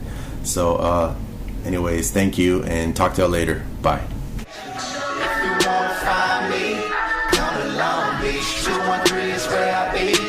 Cheddar Beach. Cheddar Beach. Cut the cheese. Cheddar Beach. Cut the cheese, please. Fucking awesome, Josh, man. It was awesome seeing you. Awesome hanging out with you. Cannot wait for October, my friend. So thank you for the message, and glad that we got a chance to hang out with you out there, bud. Hey, Wolfie, can I have just 1 minute? There's something I wanted to say that I forgot. Okay. First of all, I'll just say quick. I could never pick a favorite part, but probably one of the nicest surprises were two things were, Josh, who I didn't really have any interaction with, being every bit as cool as he seems like he is in his voicemails. And, getting to meet Kelly. I haven't had a lot of interaction with Kelly, but I really feel like that guy is every bit my brother as the rest of the Horsemen. So it was awesome. And one more thing, Michael Koopman, if you're still out there listening or you can, I don't know when, I don't know where, but before the end of the year, not in a hotel room, not in a secluded place, in front of people, I challenge you to come and face me. Shit! And for that to that title that's Cake held in up the in the air, Bank. the Cake in the Bank title. I challenge you publicly. Raven Shades will be in my corner. It'll be a fucking. Are you sure? Yes. After today? Yeah. Well, it'll be a event. If he keeps watching the movies. Otherwise, I'll throw him off the boat. New Hope can stay, but he's gonna get off the boat. And Ollie can stay too. Just you. You gotta go. Mars, maybe at Rock and Shock if if Coop happens to make it up this Well, way. I'm just saying, if Coop, if Coop wants to, try to come outside of Boston, and come outside learn, Boston? Coop may not drink a lot of wine, but if he comes to Rock and Shock, he will definitely be dealing with the grapes of wrath. So. The grapes of wrath. Yeah. All right. Well, you heard it here, folks. Looks like we're going to get a rematch for the Cake in the Bank. All right. We got an email. This is from Keith. Yes. And the subject is longtime listener making first contact. And Keith says, "Hey guys, my name is Keith. My friends call me Sid because of my last name. I'm a big fan of the show. I started listening over a year ago after hearing Mars on an episode of the House of Horror podcast, aka Film for Thought. So I decided to check your show out and have been a loyal listener and fan since. Keep up the good work." Awesome, Sid. Thanks, man. Sid, thank you. we appreciate the reaching out to us. Feel free to do so anytime if there's anything you want to comment on. And if you ever do want to leave a voicemail, please, you're more than welcome to do that as well. We got to get Joe back on the fucking show. Yeah, we do. Yeah, it's been a while. It has been. We should do that soon. Okay. Though, most of Long Island isn't going to like me after what I do to their favorite son when he appears first time. That's true. Yeah. So, yeah. All right, we got 2 more voicemail. These are quick ones. This is from Paul from Houston, Texas, and it says that he's a Republican in the subject here, so I don't know what that means. We're very big with Republicans. It's probably we listens are. to Rage Against the Machine. All right, well, let's take a listen. Let me shit in your mouth. Hey. All right. Nice. All right, Paul, thank you. On the rocks is fine. Well, Paul, thanks for calling in. Feel free to call in anytime. Or not. He's direct. He's got that going. He for is. him. He is direct. Sure, make it great again. All right, this is from Curly Joe Dutch Mustache. Wow. Hey. Hey guys, it's Tom C. Oh. I haven't called in a while. Has anyone missed me? I fucking do. Yeah. We Hello? missed you. Yes. We missed Pick you. up, pick up. Anyway, I've been listening lately to your back catalog We're sorry. from about 3 months or so. And I caught the Headshot episode. So I didn't know the movie existed before that. And I checked it out. It was great. A good, I guess you could say, spiritual successor to the Raid films. But after I saw it, I thought of a question I wanted to ask you guys. When you consider all the weapons and improvised weapons that are used in the Raid films and this one, everything from machetes and daggers to baseball bat, hammers, and in this one you have Baton Guy. I was wondering if in a future Raid film or Raid-related film, what kind of weapons or improvised weapons would you like to see them use? I think they should use a 2x4 with a big dookie on the top, laminated, and then it flops around on top of the 2x4, and goodbye. Wow, Tom C. That's a hell of a weapon. You having problems at home, son? So, and you guys, anything come to mind of a particular weapon you want to see a villain wielding in a Raid or Raid-related film? Tom C. already took my idea. Yeah, I mean, Dookie definitely sends a message, right? Yeah. Any kind of the Brown Lantern. That's fucking weird. Let's see. How about a rake Mars? I know there's been some misuse of rakes. No. How about a in sled? the past. A plastic sled. We may or may not have watched that in long. A wet floor sign. Or a real stop sign.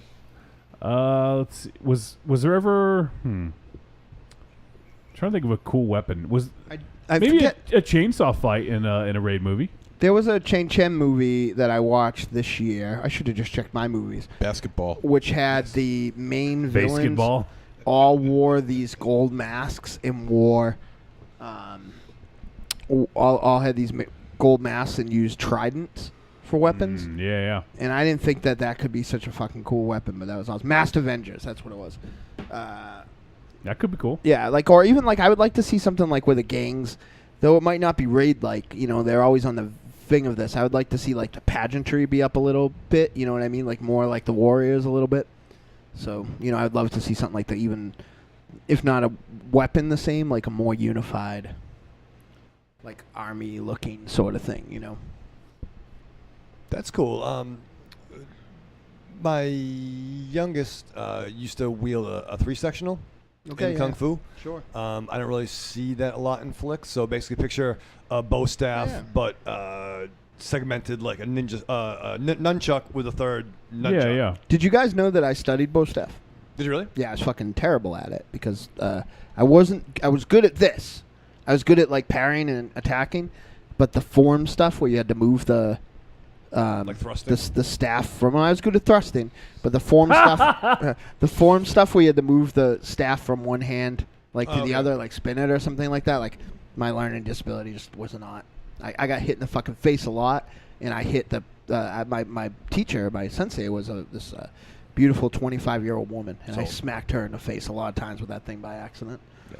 So I was a little kid, by the way, so don't be fucking a pervert. And then the bow staff. Yeah, but she also had me. What made me think of it? She had me try a sectional, and I held it once, and was pretty much like, yeah, no, I don't think I could do this without getting. Like I felt like when I moved it one time and I moved it successfully, I literally felt like I was like, it was going to accidentally cut me in half. So a good mace. Mace? Or Morningstar. When I saw that with the balls with the spikes. The ball with the ball. Didn't hang the dang diggy. Anyone else have anything?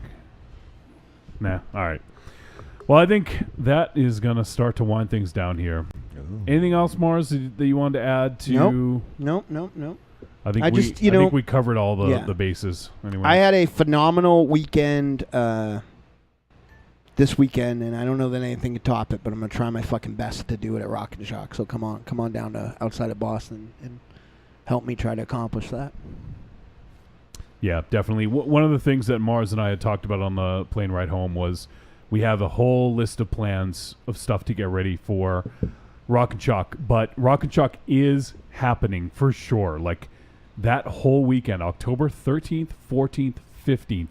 If you guys are even on the fence about it, make your plans because it's going to be awesome. It's going to be unbelievable. We have a bunch of stuff planned. There is a Deadite show that's booked. We're going to do some with Teal. We're going to do a live podcast. We're figuring out the details of that. We're going to have other stuff. There's going to be a dinner where we're all going to get together. There might be some other sort of events that focus around food and eating and hanging out and socializing. Drinking. We're going to plan a whole weekend, and we want you guys to be there. So if you're within driving distance, you have no excuse. If you need to take a flight, start thinking about it now. Start saving your pennies because it's going to be a great fucking time. And we've already got a few people confirmed coming from out of state, from out of country. So it's going to be a really fucking awesome time. Yeah. I can't wait. We're going to have some more information about it. Probably, maybe not every week, but as we get, in the next couple weeks. In the next couple weeks, we're going to have some more info for you guys. So keep your ears tuned here. One thing we didn't mention earlier, well, I want to make sure I do. We are giving away a copy of Mixtape Massacre, and we barely have any entries right now. If you guys want to win a $60 game, it's a full game, completely sealed. All you got to do is go to the Mixtape Massacre. They're doing an expansion pack. The Black Mask expansion that they're doing on Kickstarter. Yeah, they've already reached their third stretch goal. Yeah, they're killing it. They're knocking it out of the park. Yeah. So all you guys are going to do is give at least $5. That's it. Give $5. Show us proof that you gave it, and you're entered to win a $60 game. Right. It's a fucking scratch ticket, right? It's a fucking... Yeah. So either way, you're helping Mixtape Massacre, and you're putting yourself in the running, and you guys have 15 days to go. Yeah. And... there's not many people that have entered yet, so the chances right now are really good. But I want to see more people doing this because I want to see this do really well. They've hit some stretch goals, but I want to see them hit them all. Yeah. So, what was did we broadcast when we played the game live? I don't remember. Was that the? I recorded. That was recording. It did hit the air. It was was it the New Year's Eve or the Halloween show? I think it was with John, it was with John Jarrett. It was a Halloween same one. show. Yep. Yeah. It was a Halloween show then. Okay. So Halloween 2016, we did that. I also have a video of it that I have to cut up, and I haven't had the time. So I will eventually post that. We have a playthrough of it. So yes, please enter the contest because we want to give this away to one lucky person that wants to win it. All you got to do is give $5 and you're in the running. And if you guys need more info or whatever, just feel free to reach out to us. Podcast at trickortreatradio.com. You can tweet at us at the Deadites or reach out to us on Facebook in the Facebook group or through the Trick or Treat Radio page. So I think that is going to do it. Let me see if there's anything in the chat room. Cecil says Morningstar is right, Raven Shadow. Thank you. And Tom C has a question for you, MZ. Mm. He says, "Can I eat MZ?" Yes. Only after I'm dead. Is this like a cannibal thing or is it a sexual thing? If I'm dead, it doesn't really matter. It's purely sexual. Are you an organ donor? I guess I'm going to be. Whether I want to or not. All right, so let's wrap things up here. MZ, why don't you say goodbye? Arrivederci, douchebags. Raven Shadow. Live fast, love hard, die with your mask on. Dynamo. I just want to again thank Jake and Yuri for a fucking phenomenal trip and everybody who made it possible and took good care of us while we were there. And remember, children, wherever you go, there you are. All right, everyone. Thank you so much for tuning in to 258 of Trick or Treat Radio.